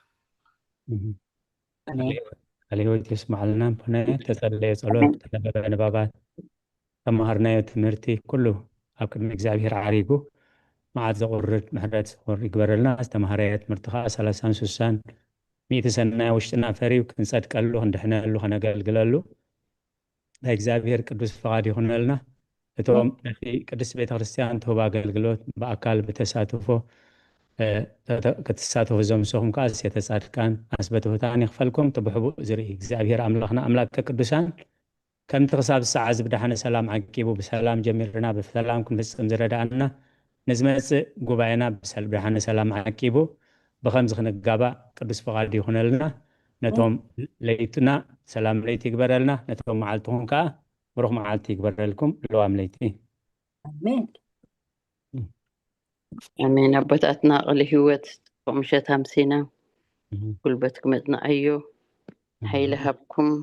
ብኩሉ ነገራትኩም ብሓጎስ ንበረልና ደበሉ ኩሉ ምስ ድኻም ንሪኦ ንሰምዐና ኣለና ግን ፀጉ የብዝሓልኩም አሜን ሓጎስ አሜን ስለዝነበረና ናይ ትምህርቲ ጊዜ እግዚአብሔር ዝተመስገነ ይኹን ቃል ማልና ብሩኽ ለይቲ አሜን አሜን ንኩላህና ቃል ህይወት የስማዕልና ቴንኪዩ አቦታትና ጽቡቅ ተማሂርና ቃል ህይወት የስማዕልና ኩልኩም ድሓን ሕደሩ አሜን አሜን ቃል ህይወት የስማዕልና ቃል ህይወት የስማዕልና ቦታትና ብሩኽ ለይቲ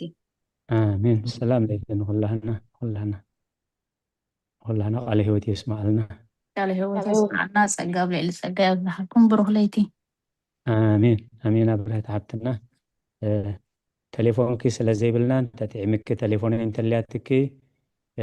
ቴሌፎን ቴክስት ግበርለያ አብረሃት ሓብተይ ቴሌፎን ዘይብልክ እንተኾይና 240 708 0459 ክደግመልክ እየ እሺ ድሓን ኣላትኒ ቴንኪዩ ሕራይ አብረሃት ሓብተይ ሕራይሽ ሕራይ ብሩኽ ለይቲ آمين سلام آمين عصفهم هابكم آمين نقول لنا قال هو تسمع لنا نقول لنا زي تسعد كان أثبته ثاني يغفر لنا آمين أبو كافي ما نطعنا هابكم آمين آمين بزح حساب كهلنا يروق زابير مسجن كنت حيا ويا أبو كلتا ويسلستن تليهم أما أخلكم على الله سلزبلنا نتمعك أن غزري بس إحنا يلنا እግዚአብሔር ምሳና ከምዘለኻ ንኣምን ነመስግኖ ከዓ አሜን አቦናይ አሜን ምስጋና ነው ይሁን አሜን